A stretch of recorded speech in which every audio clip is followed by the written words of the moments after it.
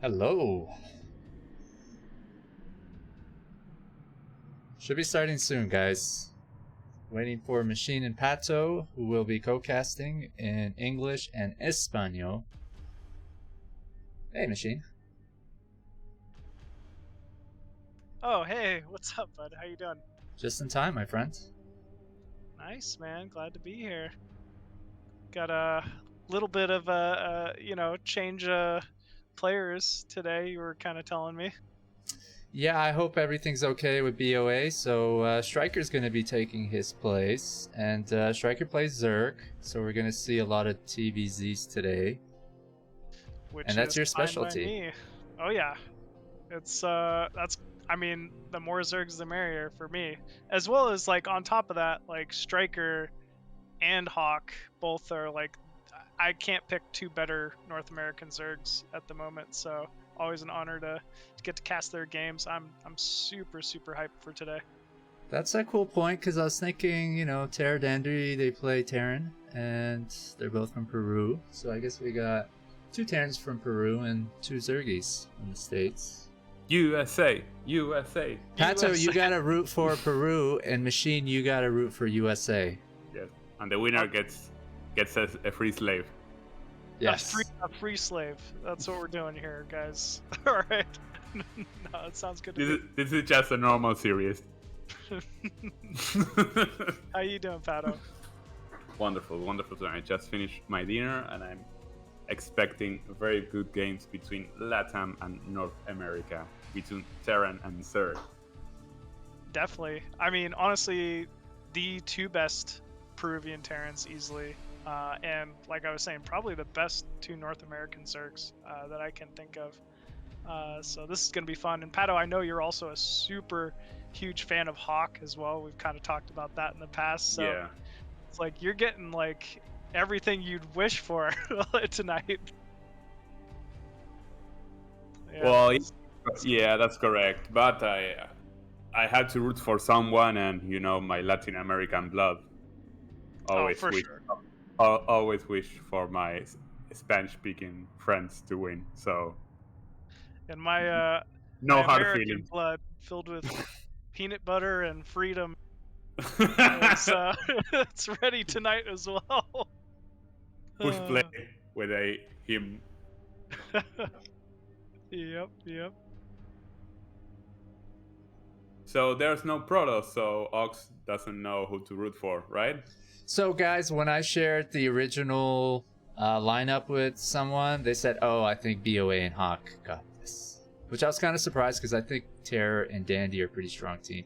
And then the person found out about Stryker replacing BOA, and he was like, "Now I don't know. It seems like Terror and Dandy are gonna win this." Do you guys think that's a huge difference with Stryker replacing BOA? Like, who do you guys think is gonna win the overall event today? Well, Team USA or Team Peru? It's so hard to root against Peru, giving my even my American bias. You have to, Machine. I'm going to. Don't get me wrong. No, Team USA all the way tonight. But man, they're just the fucking dream team of like destroyer Terrans. Of latency. They're so good. Machine, no. Is that what you're saying? If you would say something wrong about Peru, your public image will drop like 70%. It would drop 70%. Yeah, I want a fine line here. You will have people cursing your channel in Spanish. All right, I'll be careful what I say in the next few sentences here.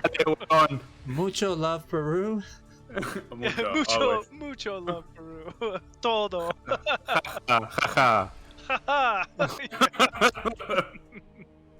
No, I think if I had to really honestly pick my favorites here, it'd be Terra and Dandy. But we all know what Hawk and Stryker are capable of. Like, they are two bruiser Zergs. I mean, they're in it to win it. I'm gonna say tonight, yeah, you know what? Stryker and Hawk gonna take this series. But we all know this is gonna be a war for sure. Pato? This is going to be Brood War. Nice. Ooh, I see what you did there. Awkward silence. And there's a 2v2. Guys, there's a 2v2 today. Hopefully the game won't crash. Oh, that's what that is at the end. Okay, I didn't realize there was going to be a 2v2 as well. I thought it was just they're playing. Oh, okay. Cool, yeah, we threw that in, kind of commemorating Shield Battery 2v2 ladder coming out. We'll probably talk about that later, and the 2v2 match is going. I didn't even know about that. That's crazy. Okay. All right. And I think what happens, Dandy and Terra has 2v2'd before. Pato probably knows more than me, and I think Dandy plays Zerg, and Terra plays Terran. I recently found out that Dandy is actually 2300 MMR with Zerg and Protoss, which is pretty impressive. I saw Dandy slammed S-rank Terrans. And I guess that makes sense because when I watched him play 2v2 with Babbo, like Dandy's been participating in our events since day one, and he used to play Protoss and Babbo would play Zerg. And obviously they were really good because they were playing Scan and other people, but I didn't know that his Protoss is still that good and S-rank, and I didn't know that he had S-rank with Zerg too. So that's like, I don't know, really impressive to me that somebody can have S-rank. What's the MMR for S-rank right now? Is it around 2300 or does he have slightly over? 2250, I believe. Yeah. Okay, so he's just at that. Wow, that's a lot of MMR needed for S-rank, huh? Yeah, there's not many foreigners that can hit S-rank with all three races, like. Or even one race, right? Or even one race, for I sure. know a lot of people like make fun of foreigners, you know what I mean? Because they compare them to pro gamers, but they couldn't even get C-rank. It's so competitive, it's so hard. So I salute you guys. You guys are like, you know, borderline S rank, A rank too. So you're like at the top 5-10%. Can say so. Yeah, I guess so. I could say that on a good day. I can get sadly. It's it's tough hanging in there with these guys though, man. That's why we're watching them play. They're special for a reason. Dandy just turned 30 years old, so we are all getting old. Man, he turned 30, young, and Terra's younger though, right? Yeah, Terra's like 27, 28, I believe. He got a StarCraft cake. I saw a picture of it. Have you seen it, Machine? No, I haven't. I'll just send it to you. Okay. Have you seen it, Pato? What? Sorry? His StarCraft birthday cake? Oh, yeah, I seen it. Okay, I won't send it to you. Dang, that's special. That's nice. Yeah, it's interesting. I guess that's like the blood of, I don't know, Zerg. Just dripping down as a fountain on his cake. The Terran logo is pretty cool up top. Yeah, the Terran logo for sure looks really nice. Even the 30 at the bottom, and then I don't know how they got the actual StarCraft logo on that. That's so neat, actually. Huh? Looks like it would have to be printed or something. Okay, so we're waiting for Dandy. Stryker is here on time. Hawk is on standby. We got best of 3 lives, guys. Okay. And got it. So does that? Okay, are you saying like every series is going to be best of 3? Every single one is best of 3 live. It's going to be Dandy versus Stryker first, then Dandy versus Hawk, and then we get Terror in there. So he plays Hawk afterwards, and then he plays Stryker, and then we got the 2v2. So we got 4 matchups today. Nice. Okay. Huh, it's gonna be a little different with format some of these guys than we're playing used to. Yeah. 2 series in a row. Yeah.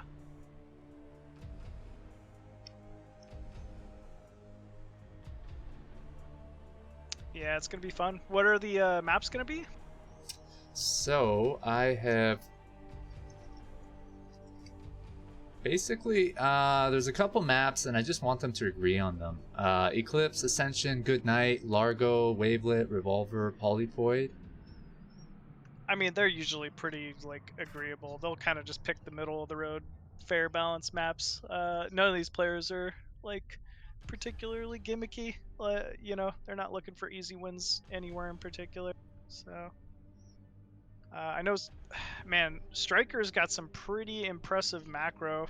I think if he takes Dandy to a late game, that would be pretty fun to watch because I feel like Dandy is the same side of that coin for the Terran perspective. But I don't know. Hawk he's going to be fun because he just has like such good like in-depth knowledge. I never really feel like he is the most impressive mechanic like North American Zerg, but you know, he's the full package. He has all the different builds memorized. He's, you know, very much a player who can optimize on the fly. And then we have Terror, who's, in my opinion, I feel like the scariest foreign Terran vs Zerg player, even more so than Dandy, but that's just my own opinion. He isn't really afraid to mix in forward 8 racks. In fact, if I had to pick my specialty build from him, it is his forward 8 racks.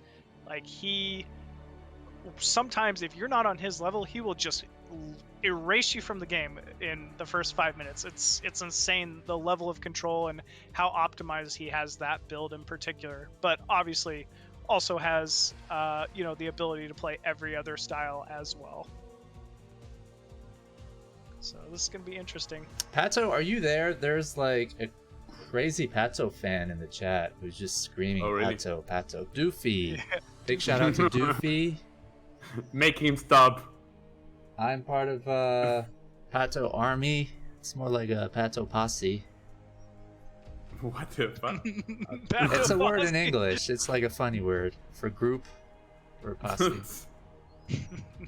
I didn't say pussy, I said posse. It's in French. Oh, I guess it is a French. Is it a French word? I have no idea, but I'm part of the Pato Posse. With Doofy. You're taking advantage of your dual language city. Alright, so Dandy's coming. Dandy Army should be showing up, hopefully. We got some people watching. Thank you very much for tuning in. Thank you, AfreecaTV, for sponsoring a Foreign Brood War event. Thank you, Pato and Machine, for always dedicating your time to this stupid game. Of course. Glad to be here. No, I'm just kidding. People love listening to your cast, and I do too. That's one of the reasons I keep doing this. Yeah, same here. It's always fun, really, just kind of get to keep in with the in crowd. Hanging out with you two is always a fun night for sure. And on top of it, we get to see some awesome games. So it's a win-win for everybody. Yeah, this guy is really creepy. Yes, I'm here. Doofy? Alright, Doofy. He's like your mega fan? Like, you subscribe to your OnlyFans or something? He's kind of fun. He says, I'm coming. To scaring us now. Yeah. I feel like during the middle of the broadcast, like, he's just gonna come up behind Pato. Like, yeah. Pato's gonna turn around mid-broadcast. Like... He just disappears and you hear heavy breathing. Yeah.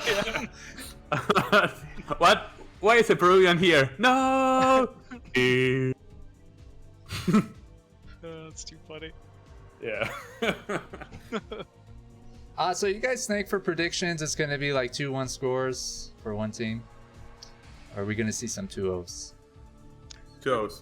We might see some 2-0s for sure. Best of 3s are kind of fun. We do like 7 games all the time, but I think you have less games with best of 3s, but you're out in 2 games, you know? Yeah, it's a more dynamic series. I like it. It's fun, right? Yeah.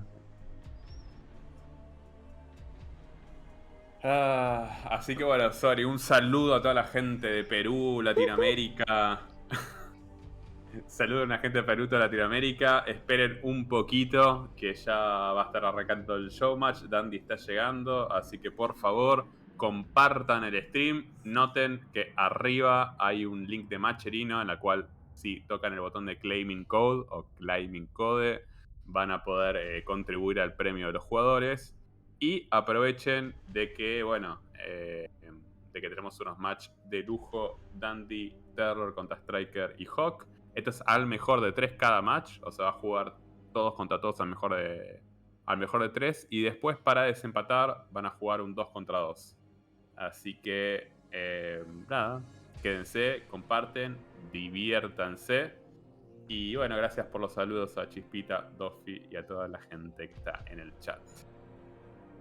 So, our first match is going to be... Yeah, Dandy Stryker.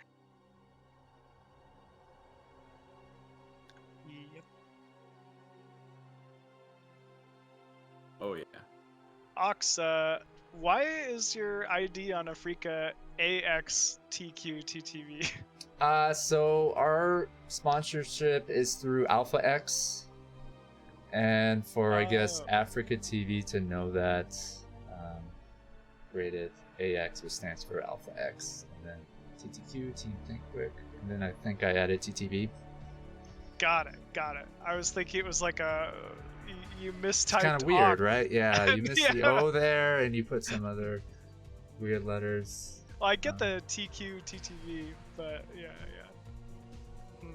Okay. Very observant. Ox was taken. Yeah, it's you see like those guys in Formula 1, they have like 1,200 sponsors in their jacket. Ox is like that. He has a 2-letter ID with 300 letters plans all over his ID. 400 IQ ID, guys. 400 IQ. So big shout out to Doofy. What are those splash emotes that he's sending you, Pato? Yeah. Do you see those? Yeah. And the emote at the end. Oh yeah. man. Yeah, I have a lot of. We found the Pato superfan. That's kind of cool, man. We found it after 2 years of broadcasting Brood War. There's one he's living in a hill in Peru. I mean, I'm a pretty big Pato fan, but I don't think I'm as, fertile as this guy. He's splashing away, man. What is that? I don't want to know. He said that's a duck. With a lot of imagination. He said that he's working like extra hours to get me out of this life. Oh wow! so like a sugar daddy. Like a sponsor. I have a sponsor. Oh, that's so funny. Please take me away, Peruvian guy. I don't want to be in Argentina.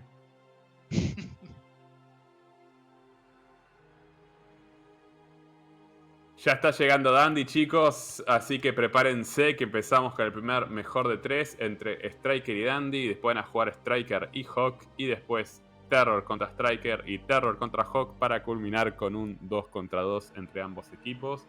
Calculamos que Dandy va a jugar Zerg en el 2 contra 2, así porque Terran sabemos que es una combinación terriblemente mala. Así que esperen, comparten, que ya estamos por arrancar.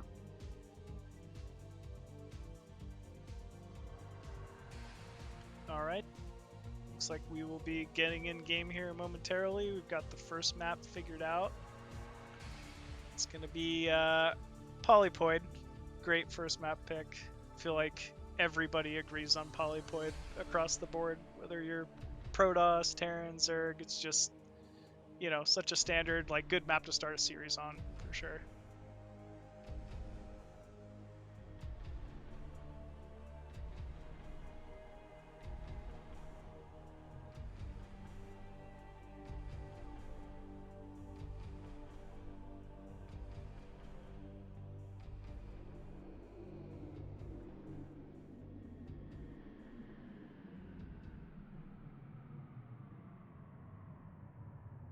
Oh my god.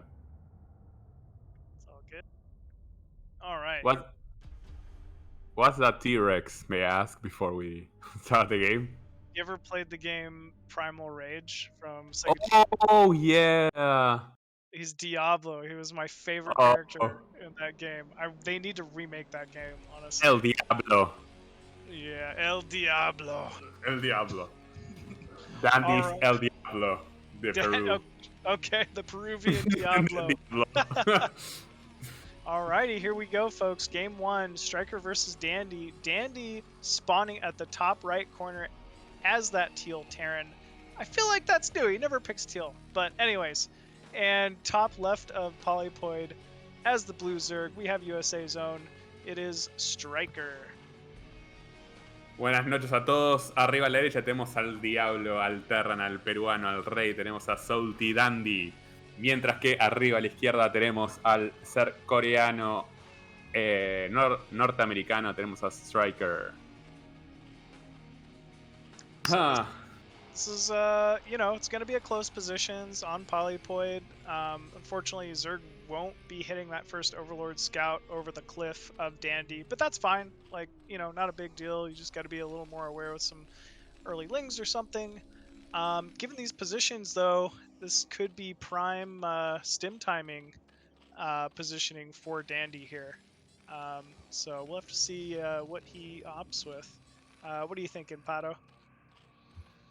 I believe that I like close positions in TVC. I think that Dandy is accustomed to apply a lot of pressure, so maybe this can work in his favor. I don't know. He doesn't play match so much. He tends to play a fast academy, so maybe I think this will amuse him in some kind of way. Yeah, I tend to agree with you. I definitely think this is probably what Dandy would have wanted most given the start of this. But Dandy, he can play mech. He's got a lot of different options available to him. It's not like he's the worst, but at mech or something like that. But yeah, he does tend to play more standard academy, and he's very good at it. So we'll have to see what he opts for. So getting in with that first drone scout, we'll get some idea of what's going on here from Dandy. Seeing that barracks finish up, he's going to go confirm that gas timing, no gas, so Stryker should know to expect like just a standard 1 Rax Expo here from Dandy. Dandy confirms that he's in a near spawn position, so he has to build a second supply. He will confirm that it's a 12 hatchery, so now he will proceed to build a 17 CC without any problem. And we are going to see a 2 hatch Muta, probably a 3 minutes lair or something like that. Yeah, this is a very fast lair. It's not looking like ling pressure though from Stryker. He's just content with droning for the moment. Yeah, 3 minute, 258 minute lair, which is fast. It is really good. I think usually a Zerg you want to try to pressure with a good 6 Zerglings at times early on, especially in these close positions in order to force a bunker. That significantly slows down something like we were talking about, like the stim timing. But, maybe he'll be able to get some extra work done with those drones here early on as well.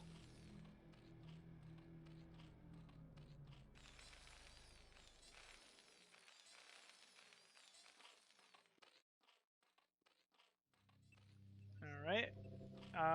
Command center just about to finish up here for Dandy at the natural. Zerg finally looking like he's chasing that drone or that SCV out of the main. Nope, it will end up scouting the Spire. But still, that is quite the quick Spire. Second gas at the natural at a good time. It's not looking like Stryker's trying to take a third base early on, which might be smart given these positions.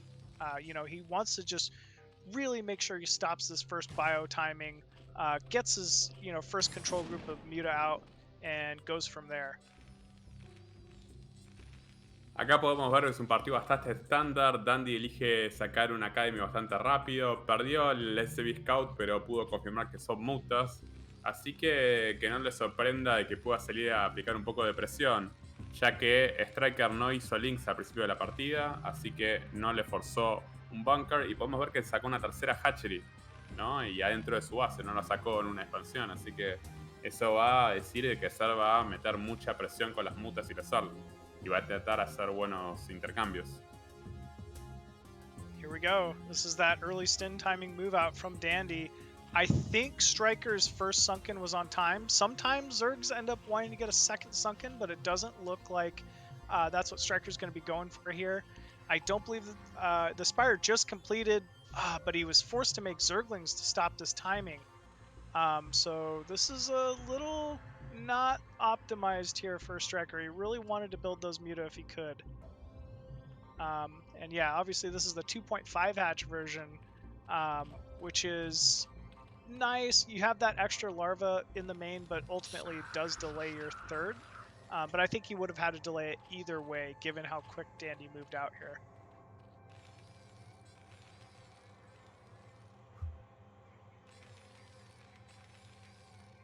Huh. Looks like Stryker's content with just hunting this Marine group down at the bottom left. Oh, no, he is going to go for a counter. I was just going to say, this is a lot of Lings, and I don't believe there's even a turret at the natural here for Dandy. This is a little odd. Here we go. Ooh, yeah, good he's splitting. looking for an expansion, to be honest. I see. Ooh, I feel like Stryker could have done that a little better with the control, but this is still going to be a successful counter. Dandy forced to walk all the way back to the main in order to try to survive this, or he might even have the chance to counter. No, he's not. GG. Wow, this was a very odd game, Yeah. I'm gonna say. GG. 1-0. Thank you. Come again. I mean, he might be able to bring this control group back in and do something, but I guess he's got to get up that ramp. That's going to be very difficult. It's 8 Marines. If he micro correctly, okay, 10 maybe, but wow, good control here from Stryker, showing insane Muta control. He's picked off one of the 2 barracks, even delayed that factory, killed off turrets. More Zerglings actually just flooding in here. It looks like Stryker's just smelling blood, looking to end this one. Yeah, it's kind of over. Wow. Very, very nicely done here from Stryker. No more Marines. GG. GG is called. 1-0 for Stryker. Wow, very impressive play. It was a little unfortunate. Dandy didn't expect the 2.5 hatch in the main, and I think his Marines just went too far to the bottom left.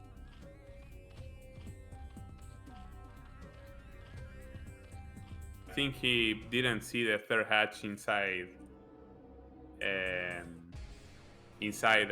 Stryker's base, and that really hurt him. He went out trying to snipe a third base, but he wasn't there, and he didn't have medics. That's another mistake. He didn't have a bunker, which is another mistake. So he was very sensitive to a counter attack. So yeah, no turrets at the natural either. 1-0. Yeah, 1-0. Still plenty of time to bring it back though.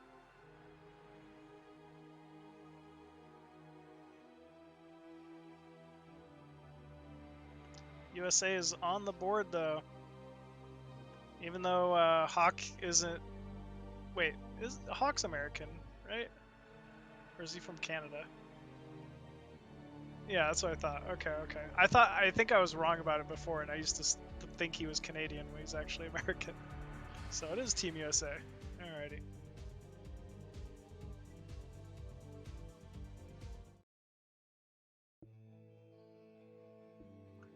Here we go. Game 2 after a quick Game 1. On Eclipse, we have spawning at the top right once again as that blue Zerg. It is USA's own Stryker.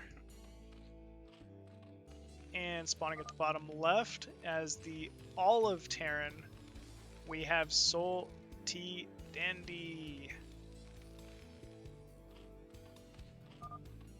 Arriba a la derecha tenemos al ser norteamericano, tenemos a Stryker, mientras que abajo a la izquierda tenemos al Terran del Perú, tenemos a Soul T Dandy.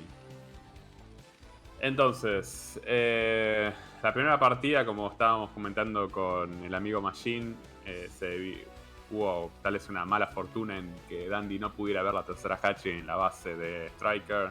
Y cuando salía a pescar esa expansión que no estaba, le entraron por no tener búnker, por no tener médicos. Así que bueno, una primera partida tal vez desafortunada por una mala lectura tal vez, o por un scan que tal vez no pudo percibir esa estrategia del Zerg. Y bueno, y ahora nos encontramos en un segundo mapa en donde, para mi opinión personal, tal vez Dandy pueda tener un poquito más de ventaja. looks like we have a natural wall going up here for Dandy. I really like this strategy on this map. It's, can be very, very difficult for Zerg to really get any early pressure on, especially because this is a map where Zerg do tend to open a lot of overpools, a lot of 11 pools against Terran. So, Dandy just kind of getting ahead of it. But unfortunately, this is actually just going to be a pretty standard 12 hatch here from Stryker. So, I don't think he's really planning on putting a ton of pressure on against this wall here early on. Yeah, it's just going to be same thing from Stryker here in game 2 from the start. Yeah, I think this map is the Terran has pretty big advantages because they can go either mech or a free +1 where they can receive no damage at all. So that's a pretty big deal. Plus, it isn't so easy to take a 4th base here if you apply the correct pressure with your Marines, and your Marines will be with +1 attack. So this map really revolves in getting a 4 gas. So that's why I think Terran had like a small edge to take advantage from. Yeah, I definitely hear what you're saying there. Like that wall at the natural, even if Zerg made 6 lings early on, you still don't have to make a bunker, which is a big advantage, I'd say, for Terran. Just being able to get that eBay down, get your +1, not be worried at all, really, about any kind of early pressure from Zerg. So it's kind of nice. I see a lot of like gimmicky lurker builds work on this map sometimes for that reason, but Dandy, always doing a great job with this SCV scout in the main, is going to prevent anything like that.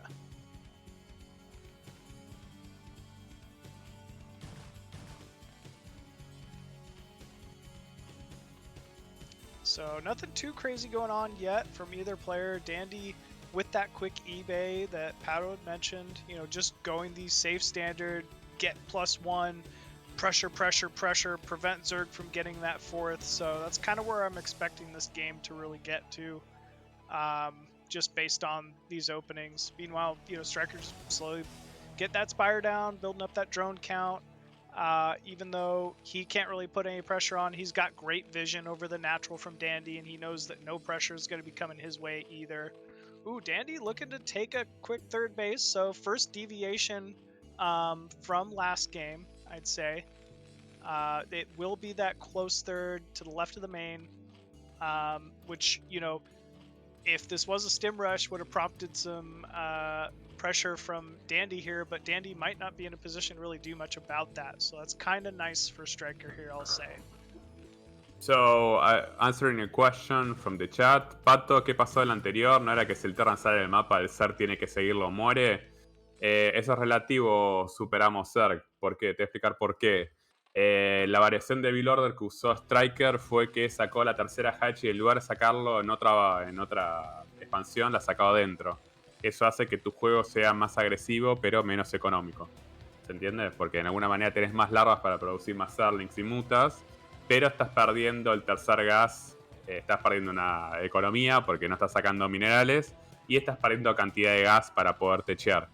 Te va a hacer poder contestear y tradear mejor los marines que salgan, pero por consecuencia te va a hacer que pierdas la capacidad de sacar Defiler. Ahora, ¿qué pasó? Dandy especuló y no vio esa 3ª hatch dentro de la base del Zerg y fue a pescar pensando de que esa 3ª hatch estaba en otra expansión, y bueno, lamentablemente salió y encima estuvo cortando demasiadas esquinas, no sacó un búnker, no sacó defensa, no tenía médicos, entonces de alguna manera tratando de cortar esas esquinas no se defendió, y bueno, o sea, un mal scout, ¿no? De no ver a la tech que iba al otro, más no defenderse o especular demasiado con su defensa hizo que perdieran. Fue simplemente una mala lectura del juego de parte de nuestro amigo peruano. Sorry, I have a question in the chat about last game. Okay, what was the question? They asked me that why. Sorry, let me read. They asked me about that concept where the Terran has to go out in the map to face the Mutas, and why, if Dandy did that, why he'd lost with that counter attack, why the Zerg really attacked. And I explained that the difference is that the Stryker didn't made a third hatchery in an expansion, but he made it inside his base in order to macro better. But he was losing economy because he didn't have a third gas. So just explaining that concept between the tech, and I believe that it was a bad read from Dandy's end, and a bad defense as well because he didn't make a bunker turrets. Yeah, I agree. It was just a bad read from Dandy, and Stryker had perfect vision, had the Overlord scouting that the units were bottom left, and he knew they were too far away to defend a counter. So, but yeah, totally agree. This game, though, holy shit, Stryker's just kind of taking it to another level. This is insane Muta play we've really seen. Picked off quite a few SCVs so far, and has kind of kept Dandy back up until now. He doesn't even need to pull these Muta back. He's just being extra safe because it's Dandy. He's got his Lurker on time. He's got that third base up. I really like Stryker's position here so far in this game. Yeah, I believe I believe that Dandy noticed that there are a few Mutas, so he went out in the map to push. But Lurkers are already in position. He will be able to defend these bases. But they are now in that awkward position where the Terran is out in the Zerg's front door, and he will not be able to crush any of Stryker's expansion. But on the other hand, it will be very hard for Stryker to take a fourth gas. So the game will spin around this thing, no? Where if Stryker managed to go out in the map to secure a fourth gas, or if Dandy just abuses his position and tries to delay this fourth gas while he's taking into vessels, or if he takes a third or fourth base himself. These Muta are doing very good damage, though. Stryker has found a pocket in the main with no turrets.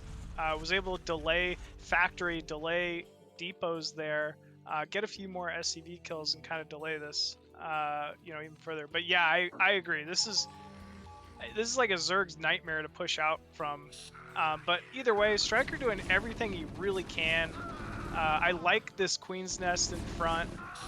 Just to kind of, he ends up losing a few Marines for it, so it's somewhat of a trade, and he's not really going to need that Queen's Nest later on anyway. So I think this is fine. Yeah, once you already establish your Lurkers in a defensive position, you can just throw away your Mutas, try to get a lot of damage like Stryker did. Now he will make a switch into, I believe, Ultras and Zerlings, but the real question will be if that will be enough. Dandy's starports are kind of late, so maybe Stryker will have a small window where he can get like +2 defense on or +3 defense on his ultras. So all two Lurkers managed to get into another base. So yeah, once again, Stryker just had amazing vision there, saw the backup from Dandy, and was able to move out a couple Lurkers and a drone to secure that fourth base. Now, like you said, this is the tricky part. And now that Dandy's at least confirmed that, he knows he's gonna have to put some pressure down there. He cannot let Stryker get that fourth base up. That will be a game over situation. But looks like he's applying some pressure, bringing that force down. It's only a couple Lurkers, so this might be annoying to break, but he can definitely do it with the amount of Marine he has. What cost, right? So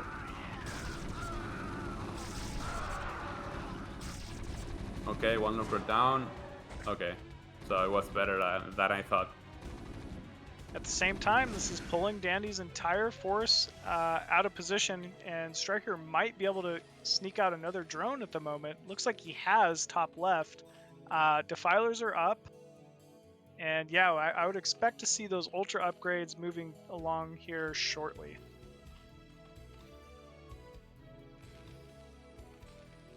pretty good drone control, or drone saturation, I'd say, for the most part here from Stryker as well. All things you kind of want to have. Ooh, I like the spore placement out front here for Stryker as well. He's doing some pretty good things this game on a tough map, I gotta say. Yeah, so really, he has to secure a 4th base in order to have enough gas. Plus, everyone knows that when you are Terran, in order to face Ultras, you need the +2 attack as soon as possible, because if not, your Marines will die like super easy against units like Ultras. So now is the time where Stryker needs to take advantage of his army quality and try to make a move. Quad dropship? That's kind of not normal, right? Yeah. So, but he have no vessel. Oh, plague. Wonderful. Very nice plague there from Stryker. Oh, come on. Here we go. 4 dropships incoming. The army out front is planked, but I think units are a little out of position. Oh, there are some Scourge on these dropships. Good connections. Wow. GG. That was very well played there. Good pickup from Stryker. Just seemed to have Scourge and Muta in the right position at the right time. Man, this has just been impressive play so far from Stryker. Yeah, I think this is game over. How many Marines died there for free? And also the nice plague out front too. I feel like Stryker's just winning on every position, you know? Yeah, and top left he will have 2 gases, and and the window the upgrade window. Here comes the Ultras. Yeah, but no enough vessels, not enough gas to make enough vessels. No +2. Yeah, so. Yeah, Stryker actually even being up in supply at the moment. That's usually a pretty big indicator in this matchup. When Zerg starts getting higher in supply than Terran opponents, it's definitely not looking good for the Terran. Oh man, 2 gases top left as well, so he's going to be on 5 gas here momentarily. Yeah, that's it. I don't think he can return from this, to be honest. Wow, Stryker here making it look easy against a player that nobody makes look easy. This is incredible. Yeah, we don't even see there's no 3rd command center yet, the 14-minute mark. You know, because he went with the quad dropship opener, the vessel count is lower than it probably should be for this point in the game. We're just not seeing that return. He was gambling. He was gambling a lot. That there were no Scourges, but there were a lot. So, yeah. Wow. So this will get cleaned up here from Dandy, but I mean, this is Dandy's rally. You know, this is we're at Dandy's base. There's not even a defiler here. So I think Stryker's fine with trading off these Ultralists just to make some space and get top left mining. Oh, we do have a 3rd command center floating to that mid-left base, though. So Dandy is a step ahead here. He's working to get that base up and running. You know, there's a chance he can macro out of this, but definitely Stryker having Dandy on the back foot, and you know, it's gonna be a long road ahead for Dandy to be able to pull this game back.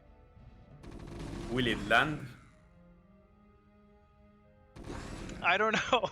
Oh, there's a Zergling under it. I guess it can't land. Oh, burrowed Zergling as well. Wow, I love seeing that. The good Zergs know you get burrow late game against Terran. Well, and Protoss too, but burrow is quite annoying to have to deal with. So there aren't enough irradiates for this. There's also no Scourge though from Stryker. Definitely a little bit of a misstep. These vessels are kind of just going to get to do whatever they want, eliminating the defilers here. But no more energy. Wow, good placement of the irradiated Ultras too from Stryker to get, you know, maximum damage out of those. And yeah, there's just not much of a follow-up. I think that we probably have some pretty good upgrades here on the Ultralisks so far. No. Yeah, vessels going down. I think these 2 vessels are going to fall too. Yeah. Yeah, this is game over at this point, unfortunately. But man, what the hell? Stryker is definitely playing on today. I'm telling you, he's one of these players I've had you know, the opportunity to play in some practice games with, and I mean, sometimes when he's playing on, he's just playing on. He'll just run people over. And I'm just like, what the hell just hit me? You know, like it's insane. But he's definitely having a day of it so far. GG. GG is called. Well played. 2-0 so far from Stryker. I don't know, man. He played pretty well, but I agree that I think the bigger issue was Dandy kind of gambling with the 4 dropships. Everything else was fine from Dandy's point up until that happened, and then, you know, things kind of snowball as they do. But man, really impressive play though from Stryker. Yeah, he did everything he needed to do, and Bam and Dandy really gambled with that move, and he got slammed. So one of my favorite plays of that game, and it's gonna sound really weird and random, but was when Stryker snuck the 2 lurkers in a drone out bottom right. Even though that base never got up, it was never even, you know, like an issue for Dandy. What it forced from Dandy to move that entire army out of there, and then it allowed Stryker to create more space top left, was like something really cool and something you don't get to see every day. So that was very, very nice. Very well played from Stryker. So, Dandy versus Hawk. Hawk and Stryker play a little different styles. So I don't know. I think I don't know. I'm kind of interested to see how this one's gonna match up here. How do you think Dandy's gonna do against Hawk here? Last time they played, I believe that Dandy really made a really big win against Hawk. If I don't recall correctly, wasn't it like 6-1 or something like that? Yeah, I think it was something like that. I remember it being kind of like that as well. And I mean, Hawk is not a slouch. No. I think his Zerg Terran is among the best of the foreigners. Hawk is a daddy Zerg. He's a daddy Zerg? Yeah. He's like the Boneth, like daddy. Yeah. Daddy Big Protoss, boss. but it's daddy Zerg. Big boss. He put a picture like enterprise picture, like CEO. Mm-hmm.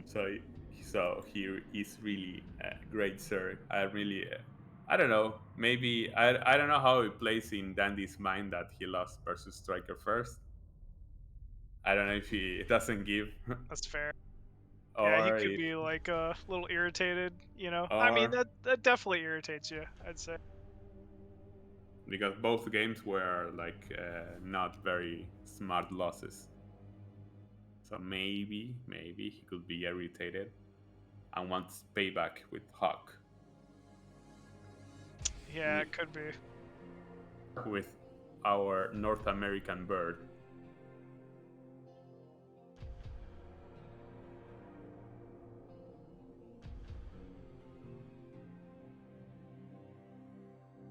I love that Ox speaking Spanish. He's forced to. he said, Pato, speaking Spanish, and because I'm not speaking in Spanish, he's writing, Amigos, gracias por sintonizar, los queremos mucho. Oh, that's too funny.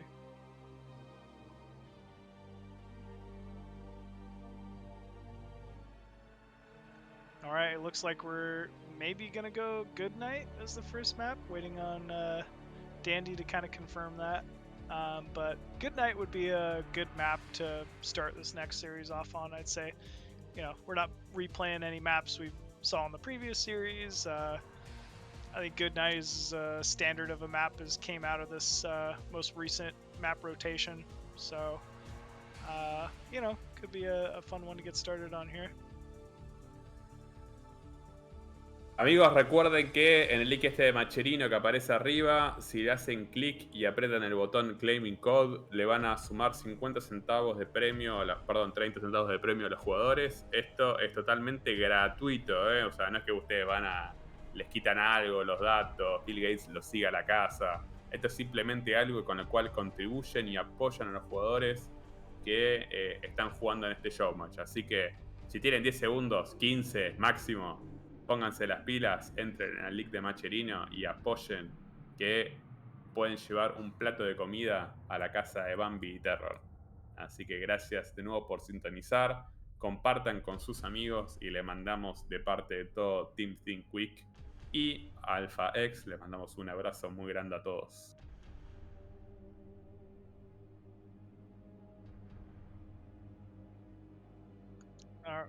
Alrighty, here we go, getting it started.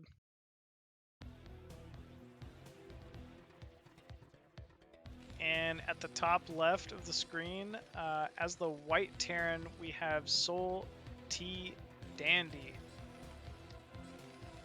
And spawning at the bottom left as the red Zerg on Goodnight, we have Hawk.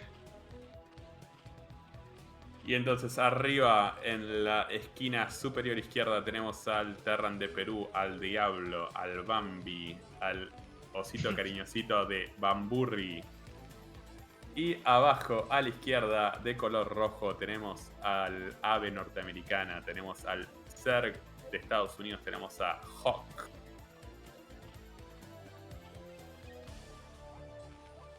Alrighty, once again we have those close positions with Zerg scouting Terran last, with the second Overlord. So not bad positions here for Dandy right off the start.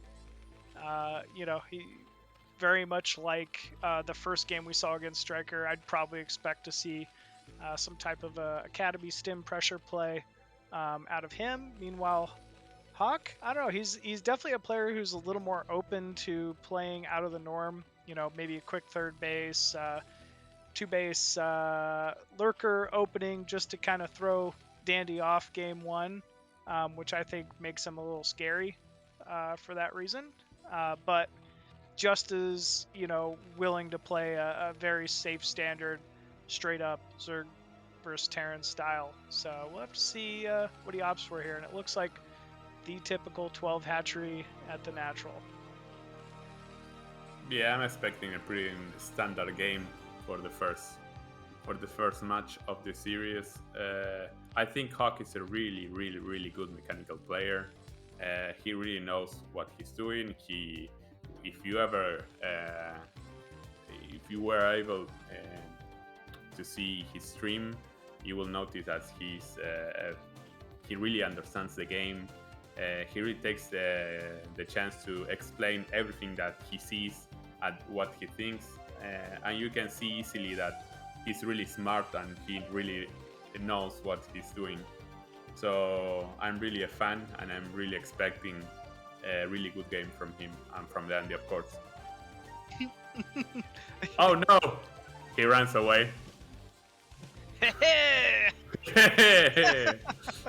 So, Team USA won the first match. USA! What the fuck? I'm not Peruvian. Go They're USA! not gonna give you a visa, man. You gotta root for Team Peru here.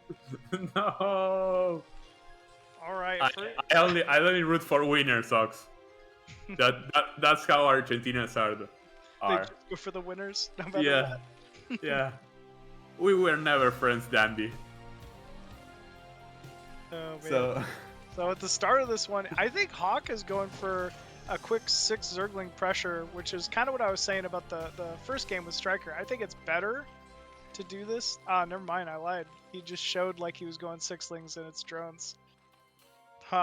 Okay. Never mind. He's just making 2 lings, and there's not going to be a bunker here from Dandy, so this will be good. Respondiendo a una pregunta del chat, Pato, ¿quién es mejor player, Stryker o Hawk? Los dos son increíblemente buenos, pero me gusta bastante Hawk. Me parece como un pelín mejor, en mi opinión, ¿no? Si es una opinión. Pero bueno, este es un match al mejor de 3, también responde preguntas. Y va a ser, bueno, un match bastante reñido, ya que Hawk es un jugador mecánicamente dotado, es una persona que sabe un montón. Si alguna vez vieron el stream de él, se van a dar cuenta que sabe una barbaridad del juego. Y que bueno, Dandurri no la tiene fácil, así que va a tener que levantar las manos, van a tener que compartirle un poco de su ki para su Genki Dama, porque se vienen unos matches totalmente difíciles. I was saying that I love Peru and I'm really rooting for them. Go Peru. Go Peru. Please don't kick me out from Latin America. I don't know. I'm kind of liking Dandy's position here. This is another 2.5 hatch, but there's no sunken down from Hawk in time, I believe. Yeah. Oh, this will be double sunken, so maybe it makes up for it, maybe not. No Zergling speed either from Hawk, so he's planning on just going pure Muta for the start of this. I think those will be in time. No medics. Uh-huh.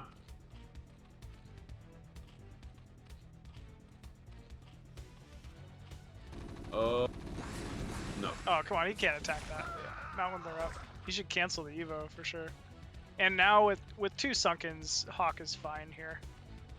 I don't think he could break this even with medics. Excellent timing for Hawk. Great pressure for Dandy, but I don't think he would be able. Oh, he was trying to pass? No. No, Dandy, no. No. Drones are just stuck though. Yeah, but even though, no. No. I mean, at least he got a few drones with that, but still, yeah, I agree. No. Not the trade Dandy's really looking for. I mean, Hawk's got that 3rd hatchery up. He should just kind of drone a little bit, get that saturation perfect. Oh, don't lose your Muta. There we go. He's just trying to keep this unit group. He's hungry for those medics right there. He wants to kill these 3 Marines and 2 medics before they get home. Yeah, so but no range, so those Marines are dead. Yeah. So I'm surprised Dandy just stopped there, but I guess he just knew he'd have to lose him eventually. So not a bad start from Hawk here. You know, we were talking about that supply earlier. Hawk in the lead by 5, but no 3rd base on the way either. So, and Dandy looks to have plenty of turrets this game, as opposed to the last couple. So he should be fine here.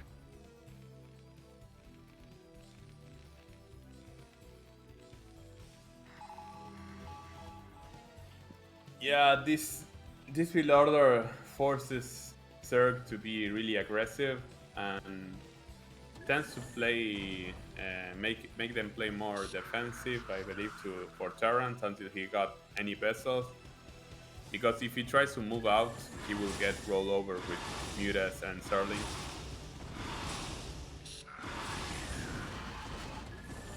Yeah, I think that's exactly what Hawk is doing, though. He seems to just be going mass Muta. Losing 2 Muta there, though, hurts.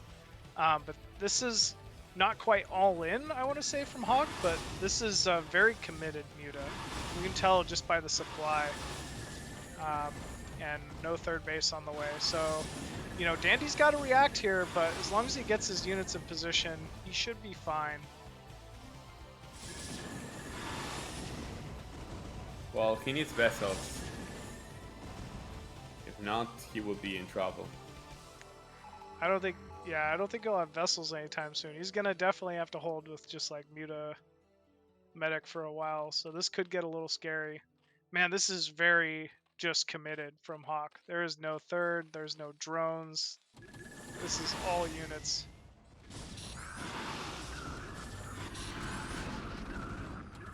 Yeah, so a lot of Zerlings and Mutas harassing a lot. but still no third, so this is pretty not looking that great for Hawk, even though he's making damage. Oh, those... I mean, if Dandy gets really cocky like that, it's looking pretty good. Yeah, so no bunker, so maybe a counter attack with links. Oh no. So Hawk, the Zerg really needs a third hatchery, a third gas, because if not, what's the point in doing this, right? It's pretty all-inish. Yeah, it is. But I mean, if Dandy, maybe he was gambling on Dandy throwing that group of units away or something. I think this can work right now, just given their current situation. But yeah, it was not maybe the most orthodox call. Full mutas. That's more than 12 mutas. There's almost 2 groups of mutas, maybe? It is 2 groups. It's over 2 groups now. Oh, the command center will be dead. So, wait a second. Is Dandy will be able to hold this? I don't think so, man. I think he just got run over. Uh-oh. Yeah, he's on top of the barracks. Even if those vessels finish, it doesn't matter anymore. Yeah. It's game over. Whoa. So Dandy realizes that there was no third. And GG.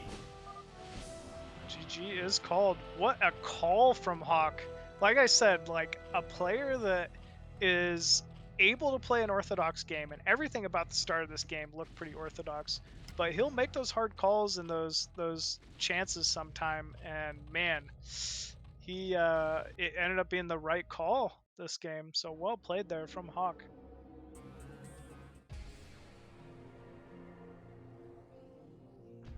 Oh, say, can't you see?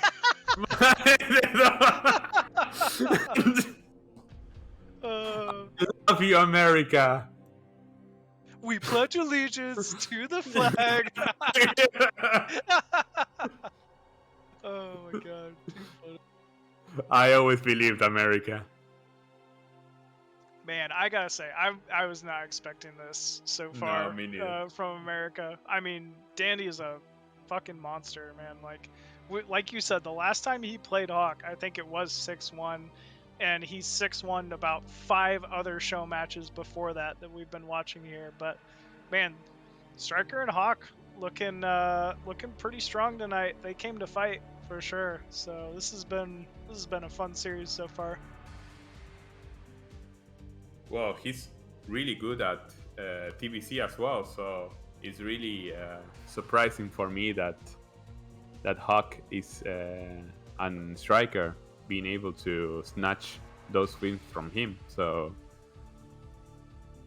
yeah, I definitely agree with you there. I mean, you know, these players are all on the level that they can all take a game from each other occasionally, but you know, to see 2 very convincing wins, you know, in a row from Stryker and then the win from Hawk last game, it's just impressive play all around. So, go for it, Pato. Entonces, en este mapa en largo tenemos un nuevo match entre estos dos jugadores. Primero, arriba a la izquierda de color piel, digamos, tenemos al Terran del Perú, tenemos a Soul T. Dandy. Mientras que arriba a la derecha de Norteamérica tenemos a nuestro Zerg ejecutivo, tenemos al señor Hawk. And in the top left side of Largo, as that tan Terran, it is Soul T. Dandy. And hailing from the United States, the land of the free, we have the Red Zerg, currently up 1-0 in this series. It is Hawk.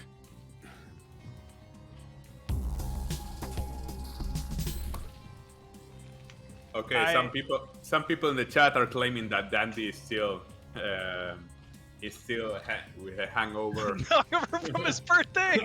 Yeah.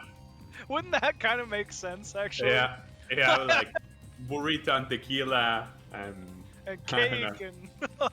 He's playing in Pato level Terran. Hungover, you know, knowing Dan, he might even still just be drunk from the day before, right? Like, yeah. He stole the tiger. So got punched by Mike Tyson. Yeah.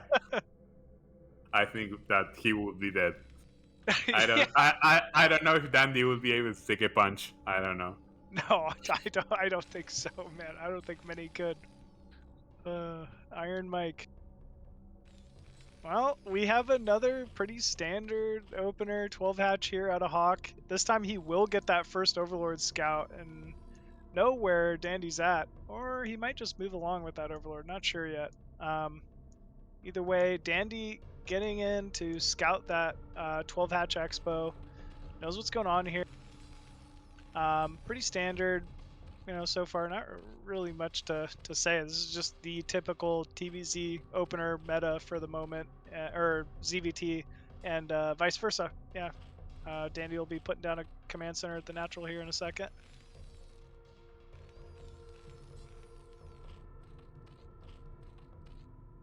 So what are we going to see? It will be like Stryker. He will do like 2 hatch Muta into a fast third, or he will improvise with something else.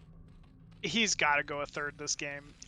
You don't get away with a build like Hawk did twice, and Hawk knows that. Hawk is smart enough to know that. Like, you kidding me? Dandy's never gonna move out this game until he knows for certain there's a third base on the map, and Hawk is gonna have to realize that. So, or maybe he's a 400 IQ Zerg, and he said, "I think he thinks that I won't repeat this because no one is that dumb." Even laughs. Yeah, he could, and that's gonna be his call for sure.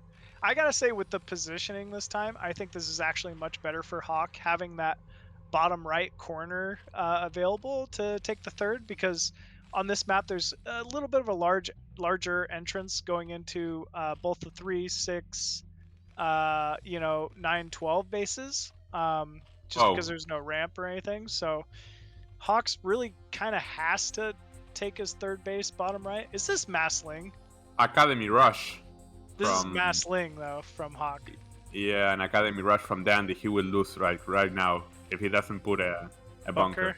Yeah, he's just gonna lose. Yeah, there's no way. Oh my god. What is going on here? This is insane. OMG. Oh no. My gosh, what is going on here? Yeah. I mean, Dandy, I feel like would normally scout this out with his SCV.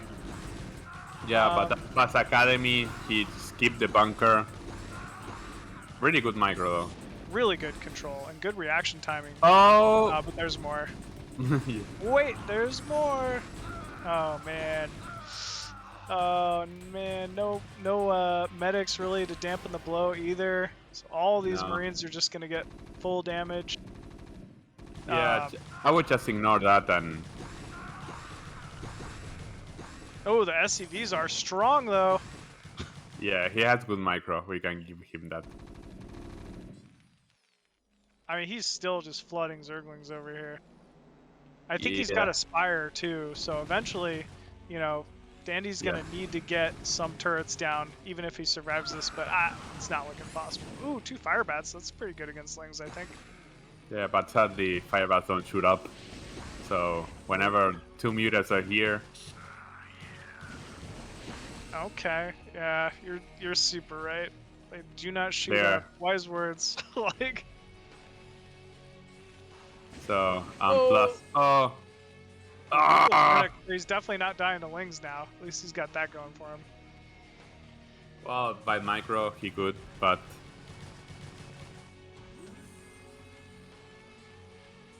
He could pick off one of those SCVs on gas, maybe, or something like that. Good control, though, from Hawk. Just barely getting those Lings in and out. Darting all around the base, forcing out stims. Yeah, he has to kill turrets before Dandy puts it.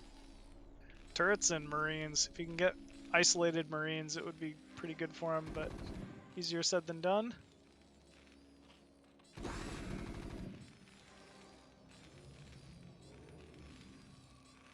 Oh. Okay. Okay, Mutas have arrived. Oh, Only they just 2 get muted. shot though.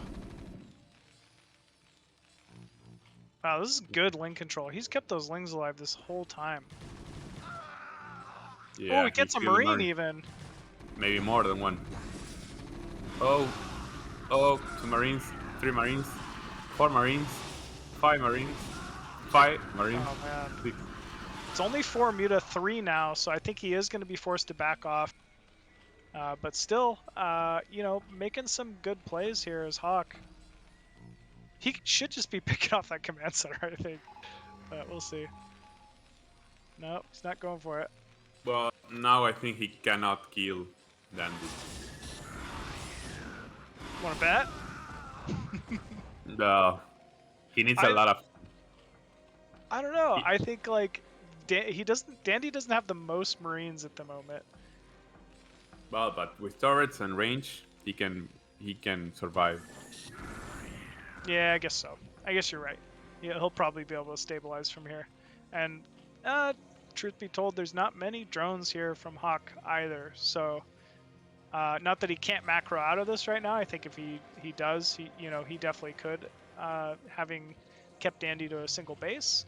But yeah, and we see some drones starting to get forced out here from Dandy, so he's aware.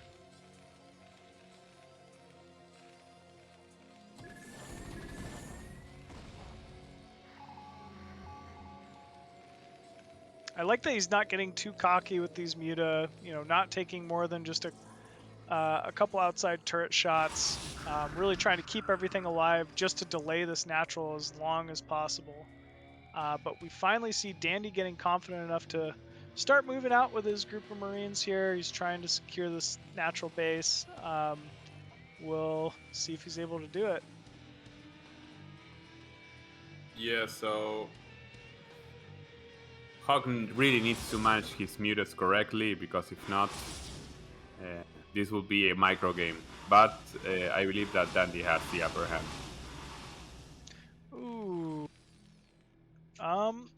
Did he just give up his command center? This is a little odd, no? Well, he has to defend. Oh. Yeah, I guess so. Oh man. Walked right over on move. Oh, come on. There is no sunken, so he's got to kill this with pure muta. This could get a little scary, but I think he has what he needs to kill. He has stuff. +1. He has +1. Yeah, oh, he does have +1. Wow. Ooh. Wow, Dandy actually doing a pretty good amount of damage to that, but still quite a few mutas left over.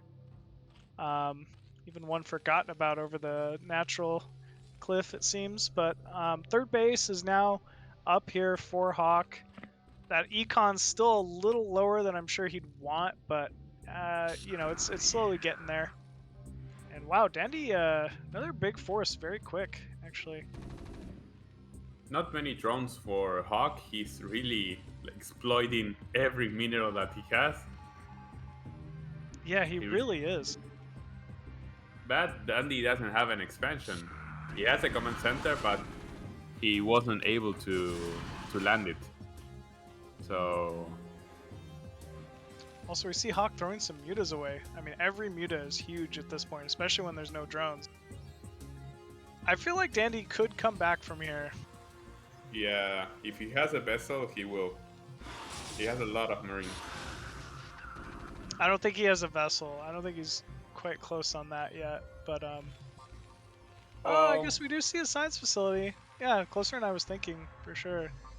He has to kill marines with the mutas as soon as possible, or he will lose the game, Hawk.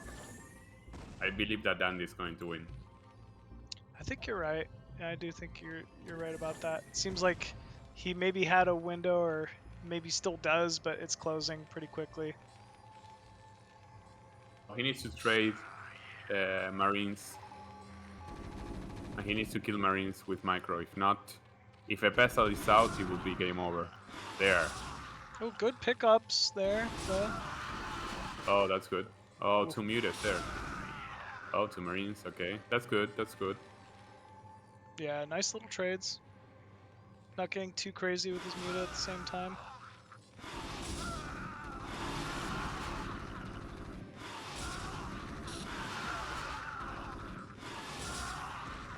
Whoa.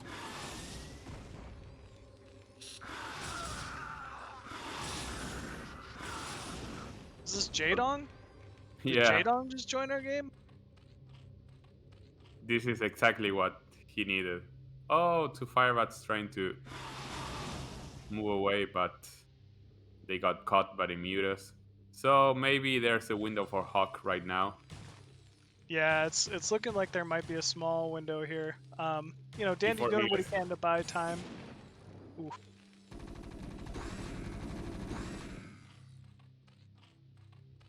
Full Mutas.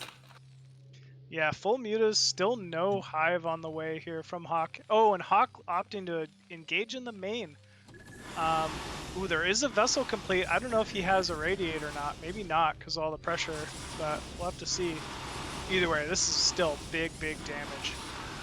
Yeah, it looks like he's 10 seconds off from being able to irradiate. Ooh, don't show the vessel.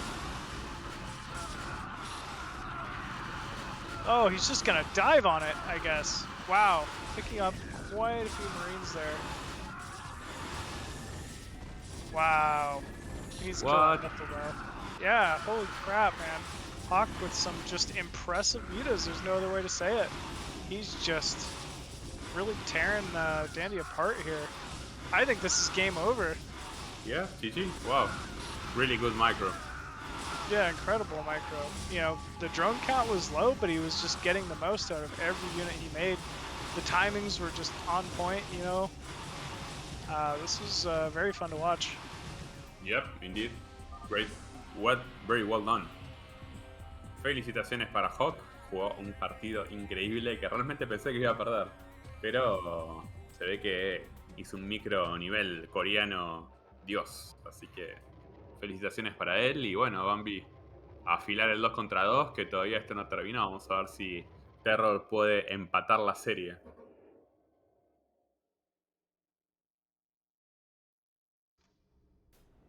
Wow. Hawk also going up 2-0 against Dandy. I think a little bit of an unexpected result here from both, you know, these series in Team USA. And what's kind of interesting is they both really took like a different kind of approach to it. But man, wow. Terror's going to be next up here, also going up against Hawk. So we'll kind of have to see how Hawk adjusts to Terror's style. Dandy and Terror play completely differently. So, you know, I don't know if Hawk would be able to really get away with that heavy muta pressure style that we've seen the last couple games, but who knows, I might be completely wrong about that too. So we'll have to see.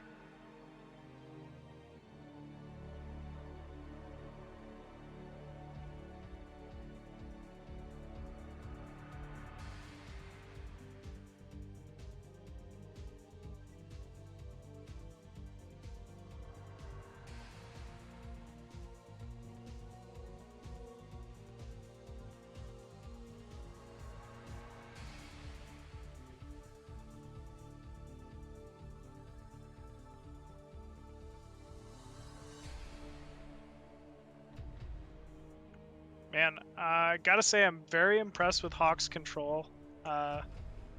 Those last couple games, I really like his muta control specifically and his willingness to go and open up with such a heavy muta comp. Like every Zerg knows, it can be a little risky. You can get caught out in some you know, unfortunate games from time to time, but Hawk really made it work, and you know, did so just really intelligently. So I really was happy to see that.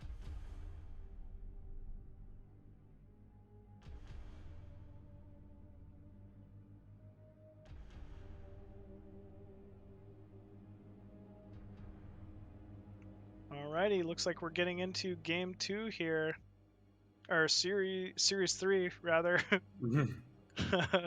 Game 1, Series 3. Yeah, game 1, series 3. It's gonna be Hawk versus Terror. Finally, we get to see Terror on the board, And man, this is the guy I've been talking about. He's got some pretty impressive openers. TVZ, I love his 8 racks. I think it's one of the scariest things for Zerg players in the foreign scene.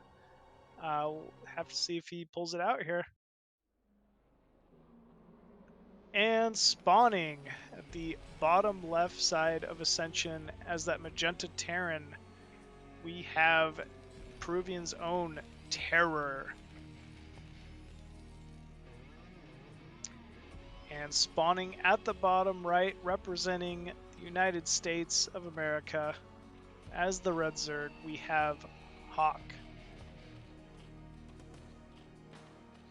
Y arriba, en realidad abajo a la izquierda de color magenta tenemos a nuestro Terran peruano, a nuestro amigo, a nuestro rey, tenemos a Rodrigo Terror. Y abajo de color rojo tenemos al Zerg norteamericano, tenemos a Hawk.